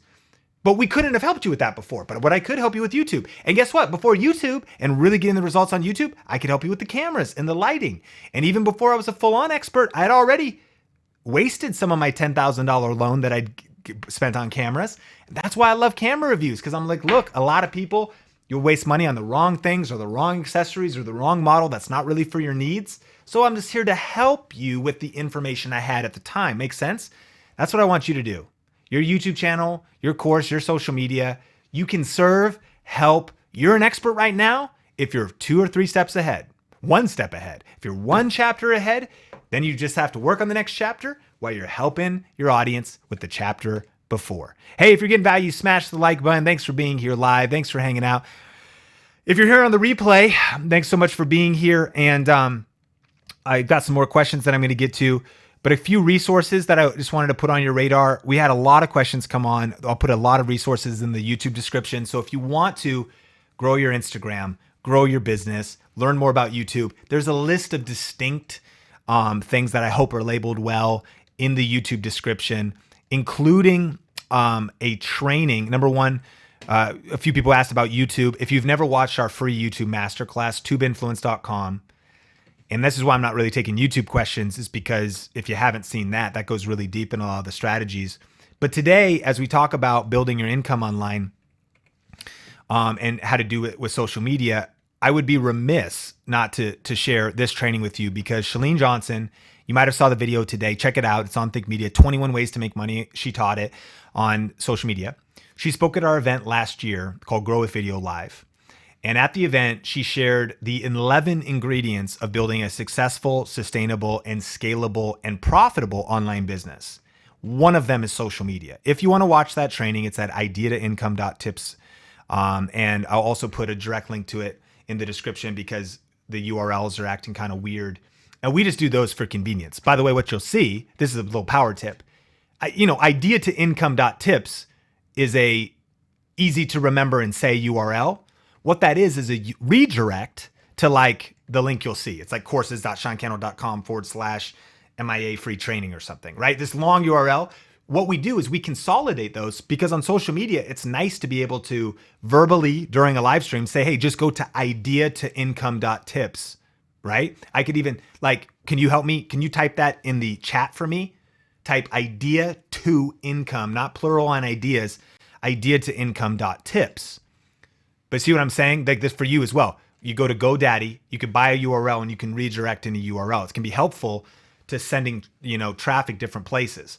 But in this case, you can watch that free training. I had some training on there too. It's about an hour. And at the end, we talk about Chalene's program, Marketing Impact Academy, which is the program that taught me how to build the back end of my own online business. I figured out YouTube and affiliate marketing. And then I also realized though that I don't have a business. I just have a YouTube channel that is very vulnerable. Meaning, what if algorithms change? What if my affiliate account got shut down? It happens. Happened to my friend Roberto Blake. His Amazon account got shut down. So then it's like, crap. Well, you better not have all your eggs in one basket. You better build a real business. And I wanted to share this with you. Again, at the end, there'll be an offer for more training. But even if you don't take that, it's not the point. I want you to see and take notes on the 11 things that Chalene talks about to this. And if that URL is not working, there's a link in the description that'll get you there. You just enter your email so we can send you that free training. And we're doing Q&A. Passage Maker, appreciate the super chat. Shauna, should I make a website or just keep YouTube until I have more followers and I get monetized? I have about 30 followers so far. So Shauna, I don't think you need to worry about it too much. But one of the most important things to be doing is to be building an email list. So the ability to create landing pages, the ability to create a way to get people's information is pretty dang important. So for example, even this is not a website, but this is the landing page of how you get to our free masterclass. And the way you get there is you enter your name and your email, and then you can go to the free masterclass and watch it. But the reason that's powerful is because we understand the power of building an email list. Why? Because even YouTube subscriber distribution is not guaranteed. Like Instagram distribution of how many people see your posts is not guaranteed. It's it's under 10%. It's sometimes under 5%, and based on how people interact. So if you're building your influence on social media, you're building it on rented land. So I know that's a lot of information. I would say you might be able to put your blinders on and not worry about it for 3 months, 6 months. But at some point, you just need a way to build your website or whatever it is, And so I have SeanCannell.com as my website, and same deal, whatever. So we use a thing called Kajabi, and there's other ways to build it. Heather, for example, that's probably a good example. Heather Torres, who's in the chat with you, this is a Wix site. I think it costs her $7 a month. Okay. And so built it up. She can embed her things. And then look, she can also build her email list, 10 best homeschool hacks. She gives away a free download, name and email. And here's what's cool is this is probably a good example, whereas this is like a little side project for Heather. What she can do is post a video, right? Add value. She interviewed somebody recently at an event. I think just shot this on like her phone, new video of another like homeschool mom. But look in the description, download my 5 best homeschool hacks. Takes you over so she can build her email list. Get it? So I'm not saying you have to do this like day one, but I want you to be thinking about it right now. And that's one reason why I want you to watch that training with Shalene, just to get the mindset of, like Jay-Z said, I'm not a businessman. I am a businessman. Heather is a business. And even though she helps and she's part of our business, she's her own business. In this case, she's the CEO of heathertorres.co. She's the CEO of whatever. And who cares about titles? But she's like, yo, I'm not a businesswoman. I'm a business woman, like whatever. And so she's got her channel, her social media. And as she now evolves on this side, she's already making side income for her family off affiliate marketing, brand deals, YouTube ads, but she's working on a little mini course, and then she'll have a buy button and another way to make money, and it'll be able to serve people. It'll be amazing to help people with homeschool, like a beginner's homeschool course, etc. So you don't need a website maybe right away, but you need to be thinking about your own brand and where your stuff lives on a macro as you evolve. Teresa, do you have to combine your YouTube channel with social media like IG and FB? Does it make a big difference? I'm not really sure what you mean. You don't have to. I think maybe you mean, does your YouTube channel have to be the same brand as your other social? No. I think one channel, one value proposition. If your YouTube channel though is like about gardening and your Instagram's about business, then you might not link it together unless you want to. It's kind of just a strategy and a branding thing, but let me know if that question could be worded differently if I didn't answer it right. Cigarette Boar, I hope I said your name right. I hope I have a question. Oh, I have a question for you. Is there any way you could do affiliate marketing on YouTube without having a separate website? Yeah, absolutely.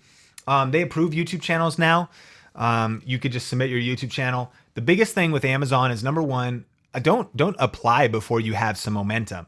Try to get your channel branded, cover, image, some thumbnails, a couple videos posted, clear niche, apply. What they typically do now is they approve you, but you have to make a certain number of sales within, I think, 45 days. Maybe it's 90 days. I forget. It's kind of always changing. And so that's why I don't want you to apply to be an Amazon affiliate until you have a few videos out, you got a little momentum out, you know that even you can be consistent. Because imagine if you're not even consistent yet and you apply for Amazon affiliates and don't post during that whole time, well, for sure, you're not going to get the sales.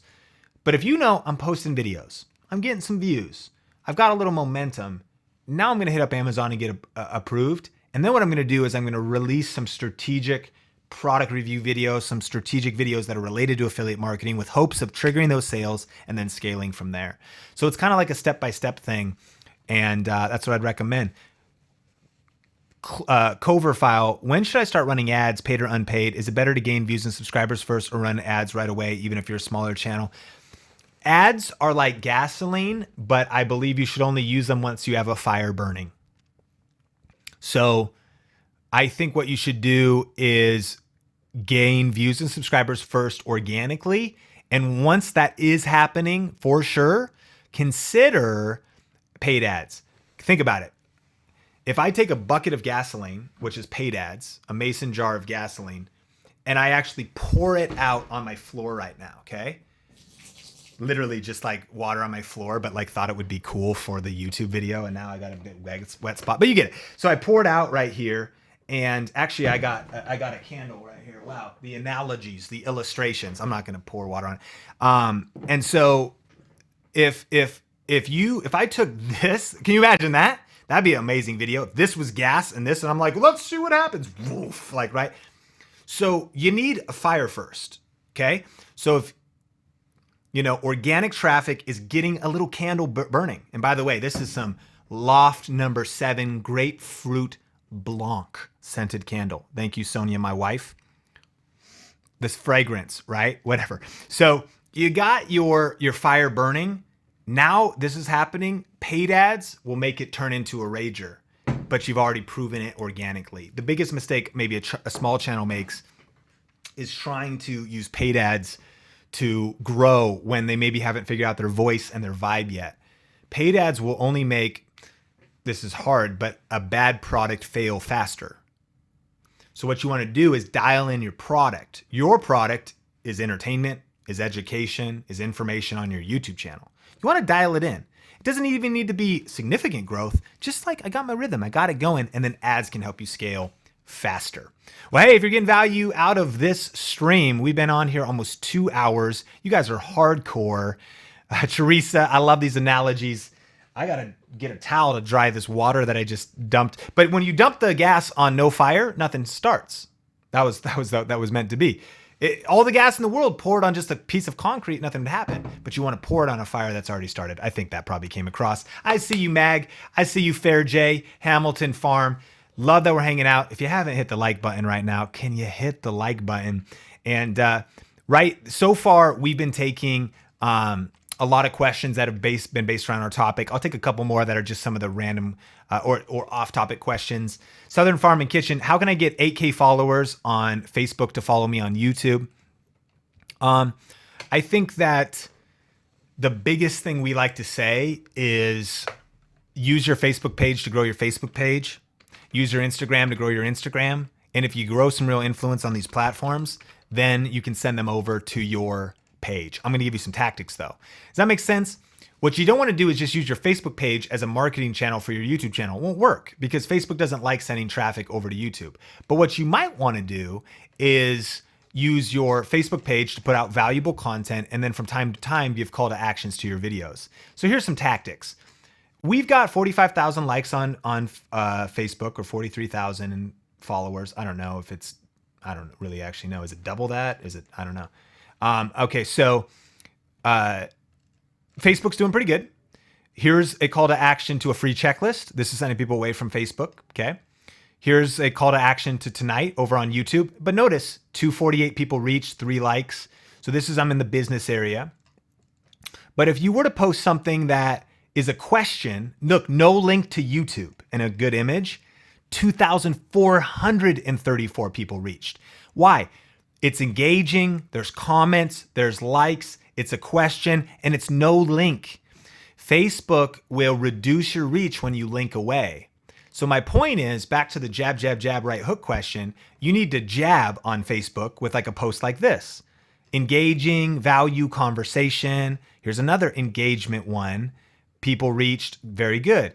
And then jab, jab, a right hook might be like, hey, there's a new video out with Chalene Johnson. This is the one that if you haven't watched and you're here, this entire Q&A is kind of based off the ideas. So make sure to watch this today. As soon as you finish this video, it's right here on Think Media, right before this video on the channel.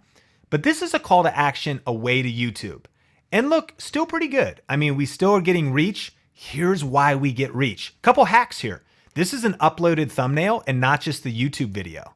That's an important thing because it takes up more real estate in the feed. So we upload the thumbnail, we put good text in there, and then we put a link to the video. If you were to just post the video, let me log into my actual business manager here. If you just post the video, I'll show you how ugly it looks. It looks way different. So what you could do is post the video, what in the world? And get rid of that. And it's kind of a link. I'm just going to do this little test. And so now this video is the YouTube video. Look at it. It looks gross. All this weird text, little tiny cutoff thumbnail versus, I hope you're getting value, smash like if you're enjoying this, versus going to, photo or video, uploading the actual thumbnail. Got it? And then saying, watch here, link, and all the text, and boom, now you've got big real estate in the newsfeed and a link over. So the punchline I'm here to tell you is that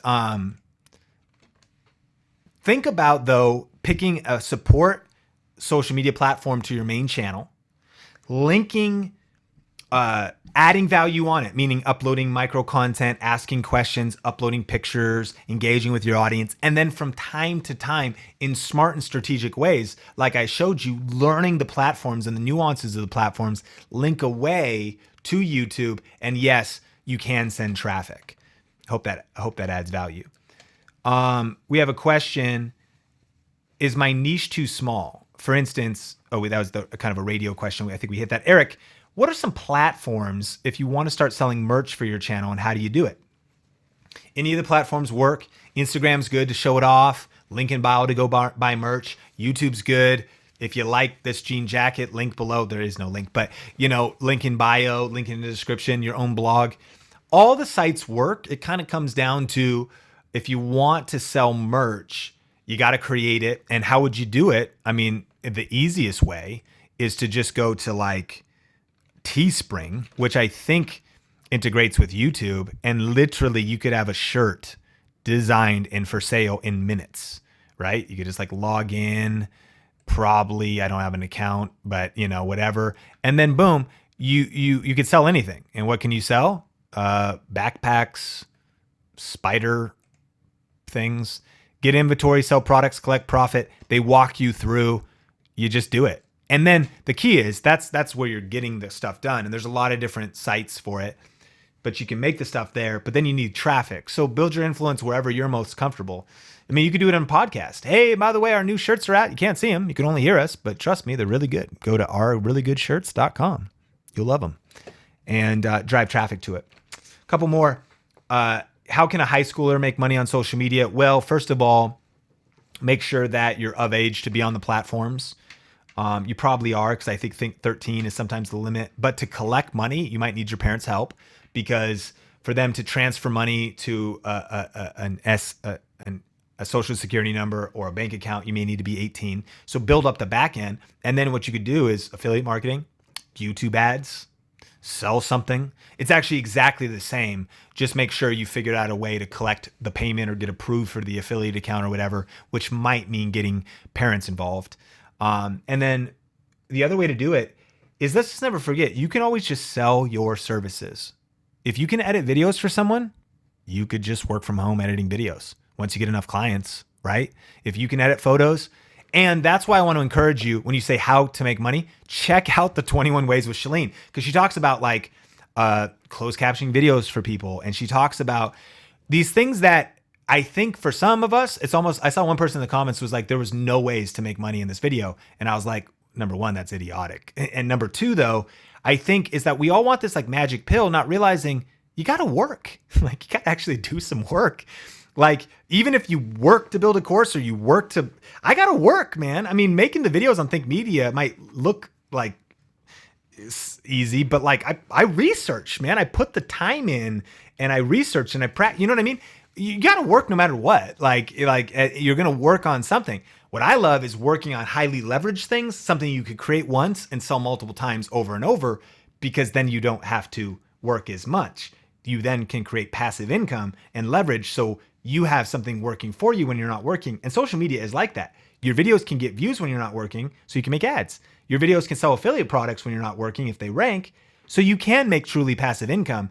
But don't, again, as we went back to the whole beginning of this thing, we're not a get rich quick brand. We're not spammy, weird internet marketers. We're people who recognize that social media and the internet is real. It is revolutionary, and it is possible for you to change your life tapping into these tools. But you got to put in the work. And so that's what I encourage you to do. As a high schooler, start hustling. Think about what you could do. Drop ship something, hustle, dive into this industry. There's a lot of stuff you can do. And then, get permission from your parents if you need it or whatever, and help. Renil, how long did it take you to master Adobe Premiere CC? I started in 2003. It wasn't CC back then. It was like CS2. Adobe CS2. It came in a stack of CDs. It wasn't online. It wasn't Creative Cloud yet. And I just started. I didn't watch any tutorials. I literally wanted to claw my eyes out because I just was self-taught. I'm here in the US. I opened up my first project. It said NTSC or PAL. And I was like, PAL sounds more friendly. I'd rather have a PAL, and I don't know what NTSC is. For those of you that don't know what I'm talking about, those are the European and American frame rates of videos. So I picked the wrong one. Then I uploaded all the wrong footage into it. So all of our videos were jittery for weeks and months when I first started videos. What's my point? I just dove in. If I was going to do it again, I would go to lynda.com. and I would sign up for a free month trial if I didn't want to pay any money. And I would watch the Adobe Premiere tutorial, learn how to use Adobe Premiere. And then I might stay signed up and keep learning more, or you could even just say, okay, I'm done now. But if you go Premiere Pro, they've got the new features, the 2018 Essential Training. I mean, this is the shortcut. And here's the simple fact. Like, this is 7 hours and 13 minutes. How long is it going to take you to become a beginner skill level with Premiere? 7 hours. Like, you could do this on a Saturday. How hardcore are you? Lynda.com. This coming Saturday, mark your calendar. Wake up. Start training. Start at 7. Okay, you need to drink coffee first and actually wake up. Start at 9. Take a lunch break. 8 total hours then, right? 9 to 5. One day, and you're going to know the basics of Premiere with a free lynda.com trial. Can I suffocate your excuses a little? I mean, I hope I can. Can you be here to just say, look, you can do this stuff. We're here. That's there. My video library's here. I got free trainings in the description for you. As we land the plane, I just want to encourage you, kill your excuses. For real. Stop making excuses. Stop counting yourself out, thinking less of yourself, comparing your beginning to somebody else's middle, thinking that it's too competitive, dwelling, wandering, pondering, instead of just taking massive action. Dive in, post some videos, study some content, but get clear. Block time on your calendar and get real serious to think about what's the next right step for you. What's the next thing you need to do? And I understand there might be a lot more stuff to learn. Block some time to learn a lot. Binge some videos here on Think Media. Go through the resources I'm sharing. Take notes, take action, but please go all in to this moment in history. I mean, the reason we're talking about this is because this thing has changed my life. I started, my whole life was really shifted, if you haven't heard my story, in 2007 when my wife went on a trip and got really sick. We got married in 2005 and we were 21 when we got married, young kids. We're coming up on 13 years of marriage now. But 2 years into marriage, she went on a trip, a missions trip to the Philippines and came back really sick.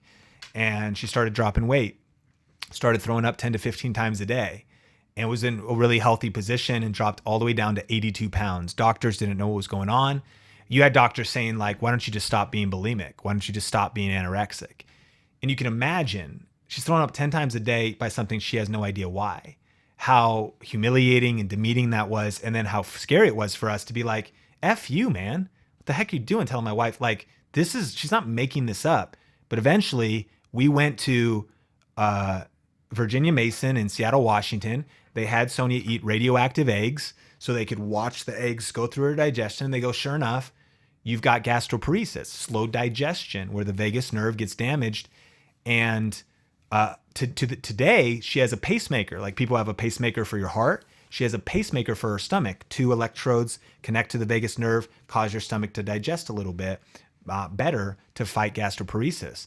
But in our journey, in 2009, before we got to that pacemaker and before we got answers, she almost died. And Sonia found herself in the hospital for 6 days. And during that time, I was already aware of the YouTube world. I've been doing YouTube at my church. I was kind of aware of the make money online space and whatever. But it was actually during that time that one of the days when she was in the hospital room for 6 days, I went to Barnes & Noble and I bought a copy of Success Magazine. And it's one of my favorite magazines. I love, investing in personal development or whatever. And in it was a CD. There used to be a CD where they'd interview some of the people in the articles. So I put that on my giant HP laptop, put on some headphones to listen to the interviews on the CD. And one of the interviews was a guy named Gary Vaynerchuk. This is 2009. I'm in the hospital room. My wife's asleep. I'm listening. And this fired up guy, if you've ever heard about him on social media, is like, dude, you can like take your passion and like put it on the internet and create content around it and make a living from it. And when I started to hear about that, he was talking about his book, Crush It. And the next day I was like, the book's out now? Well, Barnes & Noble is right across from the hospital. So I walked across the next day, bought Crush It, and I read the book in the remainder time in the hospital because I stayed by my wife's side the whole time. So we had the time. And it was during that time where, again, while a lot of people were getting pumped about the internet, like, I want to get rich and get Cristal and like get a Ferrari, I was like, I want to provide for my family. I want to like create a life on my own terms where I could work from home And I don't know what medical bills are going to be in our future. And I don't know how we're going to have kids and raise them depending on my wife's energy and strength and my strength trying to provide and all this stuff. So I was like, we need freaking money. And maybe you can relate to that. You're like, amen. Like, I was like, we need money for our future. And now that our life's different and our life's changed, I want to be home, man. I don't know what my wife's going to need, what our family's going to need. And so this idea of building a business on your own terms and passive income, that was my motivation. I was like, I got to level up as a leader. And remember early on when I said, again, if you just want to do social media as a hobby, cool. But just so you know where we stand at Think Media, we're here for people that are serious, that want to dominate this stuff, that want to turn it into a real business, that want to take this stuff seriously.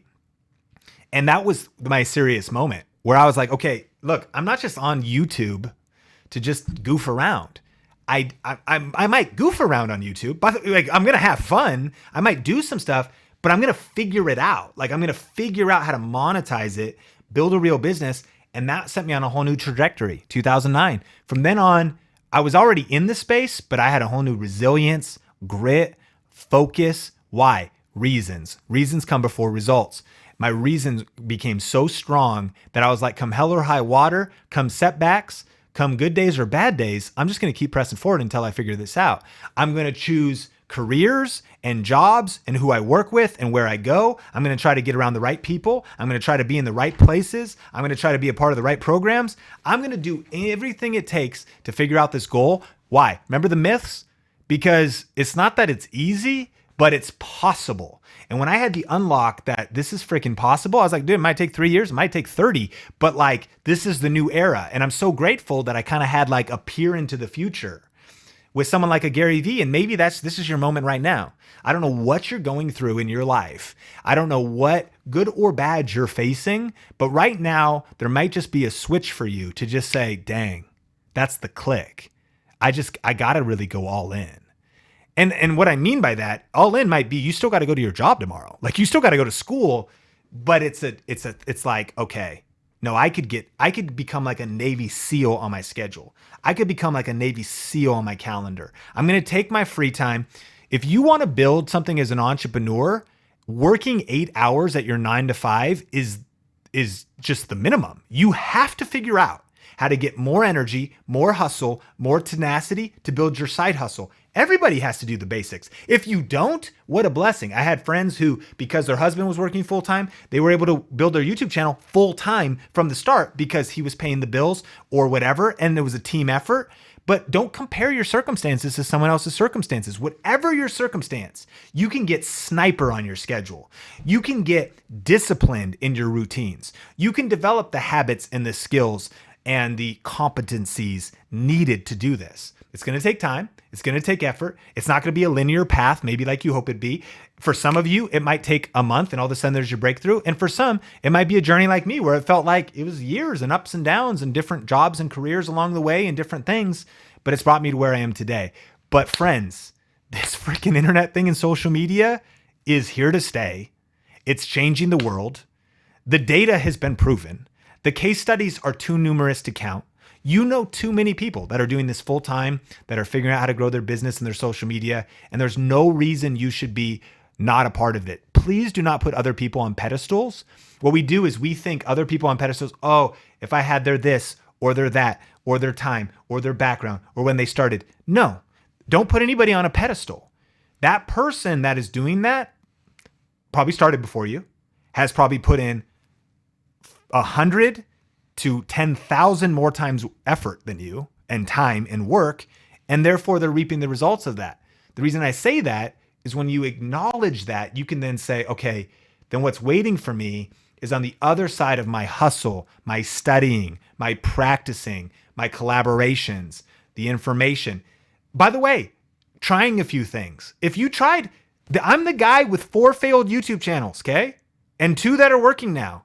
So if you're working on one YouTube channel and you're like, well, my current YouTube channel is, yeah, right, Sean, I've been doing my one YouTube channel. You might need to pivot. You might need a new niche. You might need a new approach. You might need to reposition yourself. You might need to rebrand yourself. I did. I wanted to be a vlogger for a while. I'm vlogging on Sean Thinks, and then it clicked. The vlogging is not going to work. It's not going to work at least as fast as I want it to, and it may never work. But I discovered, I was like, wait a minute, I've been doing videos since 2003. And by the way, I got around leaders and people that could speak into my life. I got around iron sharpens iron, other people who could see things I wasn't seeing. So that meant like I was going to events that I could barely afford. You know what I'm saying? And I'm not trying to even tell you to do any one thing because your journey is so personal to you. We're here to help, but I'm not trying to tell you to do any one thing except for maybe making a mental shift to say, okay, I'm going to stop dabbling and I'm going to start dominating. I'm going to shift into really trying to figure this out. And if we compared my schedule to yours, that's not what I'm trying to do. This is not coming from a place of judgment, but I just mean that then you would see that throughout the years, I wake up and listen to podcasts. You would see that throughout the years, I'm reading books in the secret time while other people are goofing off. And then you would just see that like where it all has led to is a decision of brick by brick, stage by stage, season by season, intentional practice, intentional learning, intentionality across the board. It's just saying, I've got a clear vision. What's your vision? Where do you want this thing to end up? What is that compelling vision that's strong? What are your reasons? You fix that. Even if it's kind of vague, at least you know you're going north because you don't want to be going east if someday you want to end up in the west.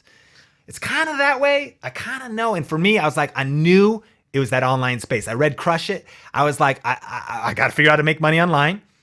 There's lots of ways to do it. When I finished the book, I had no idea what to do next. Not because Gary didn't do a good job. I just finished the book and I was like, I don't know what to do next. I left with one thing. I'm going to do frickin' this. It's possible. At least I trust enough that it's possible because of the examples here. So I'm going to just lean in a level of faith. Nothing's ever going to be fully guaranteed. You got to have faith, got to lean in. But I leaned in and I just kept building over the years and tried different things, experimented different things, did different YouTube channels, but ended up where I am today. I want you to believe that for yourself. It's possible. The skills you're learning, the experience you're getting, it's all bringing you towards your future. I can't promise you what your future is going to look like. And I'm not saying it's even going to be one thing, but I will say investing in where the flippin' world is going is the best investment you can make. People are losing their jobs in mass right now for outdated skills. I'll tell you this, you learn video, social media, paid traffic, course building, digital marketing. You learn these skills, even if it doesn't turn out the way you want, you know how employable you are? You don't know how much money you can command if you master analytics, video editing, video shooting. You know what I'm saying? Like, I hope photography is going to another level now because it's not just about traditional photography. It's about photography in a social media, understanding how marketing works world. You learn these skills and your future's bright. And I hope that we can add a little bit to your journey. I know there's so many great people out here, but I want to really thank you for being here. This just turned into like story time at the end, but hey, I'm super glad you're still here and learn these skills, invest in these things because it's just where the future's going. I know it's scary and we want things. Well, what if I do it for 4 years and it doesn't? That's my story. I did a lot of things for 4 years that I thought exactly were going to be one way and aren't even happening at all, but other things happened. Take massive action. Dive right in. Mark, appreciate you. Thanks, JH. Thanks, Proline. Really think you guys are the coolest. Thanks for being here. Couple quick announcements I want to thank you for still being here, is if you're serious, and this isn't for everybody, I hope you got value here. Definitely check out the 21 Secrets, 21 Ways to Make Money Online with Chalene Johnson video. I know that'll serve you. But if you want to go to the next step and you want to, especially as it pertains to building a business around social media. Right now, if you're in a season where you're like, no, I'm not there. I kind of want to like build my following, kind of like just dabble, then this is not for you. But if you're like, Sean, I get it, then this is for you. Learn these 11 tips. There's some other stuff at the end, and there's ways you could go deeper in training, and there's live events coming up and different things that you'll learn about because of this. But whether that's right for you or not, I want you to know my heart. Like if you never do business with us or spend $1 with us, I'm happy you're here. Like we're not trying to push anything on you or ever, like we're just here truly to serve you, give you the best free information we hope you find anywhere on the internet. a lot of people say our free information is worth more than even courses that some people have invested in and paid thousands for. So we hope to give you a lot of free information, and we want you to hang out with us. But you can know there's ways to go to another level with us. Advanced training where you can get more access, more strategy, where you can get like step-by-step, the right things, the right order. And we have a lot of things like that. And at the end of this, Shalene does too, because her program freaking changed my life. Like our whole team goes through it. It's what we put our students through it, meaning our team, our other team members. And it's called Marketing Impact Academy. You'll hear about that at the end of this, but it truly is not what it's about. And what I mean is like, you'll see it. If it's right for you or not, it's all cool, man. No big deal. If any of our stuff is ever right for you and you're like, yo, I'm ready to go to the next level. I want a little bit of a faster shortcut to the destination to just get all the right steps in the right order in kind of a paint by numbers type of a thing, a step-by-step type of a thing. That's what we offer. You know, we have live events, same thing. We have a live event. You'll hear about it in a couple weeks. Yeah, it costs tickets to go to it. If you don't come, that's fine. We do free meetups too.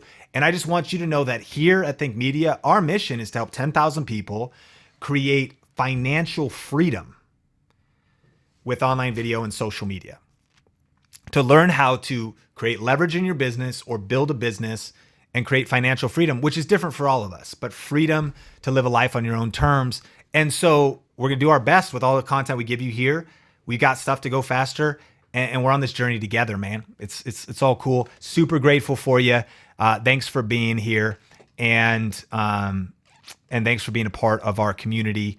A lot of new videos coming your way. And I do have a question of the day for you. So let's fire that up.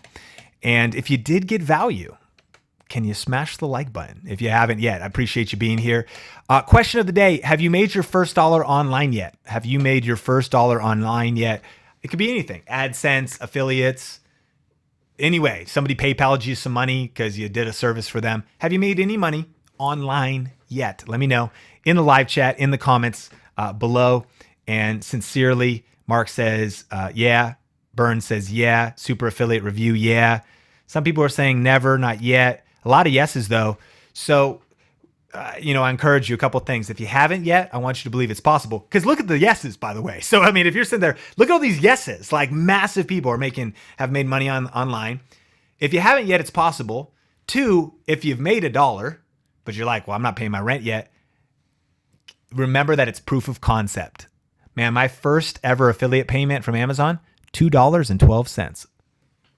Hallelujah. You know what I mean?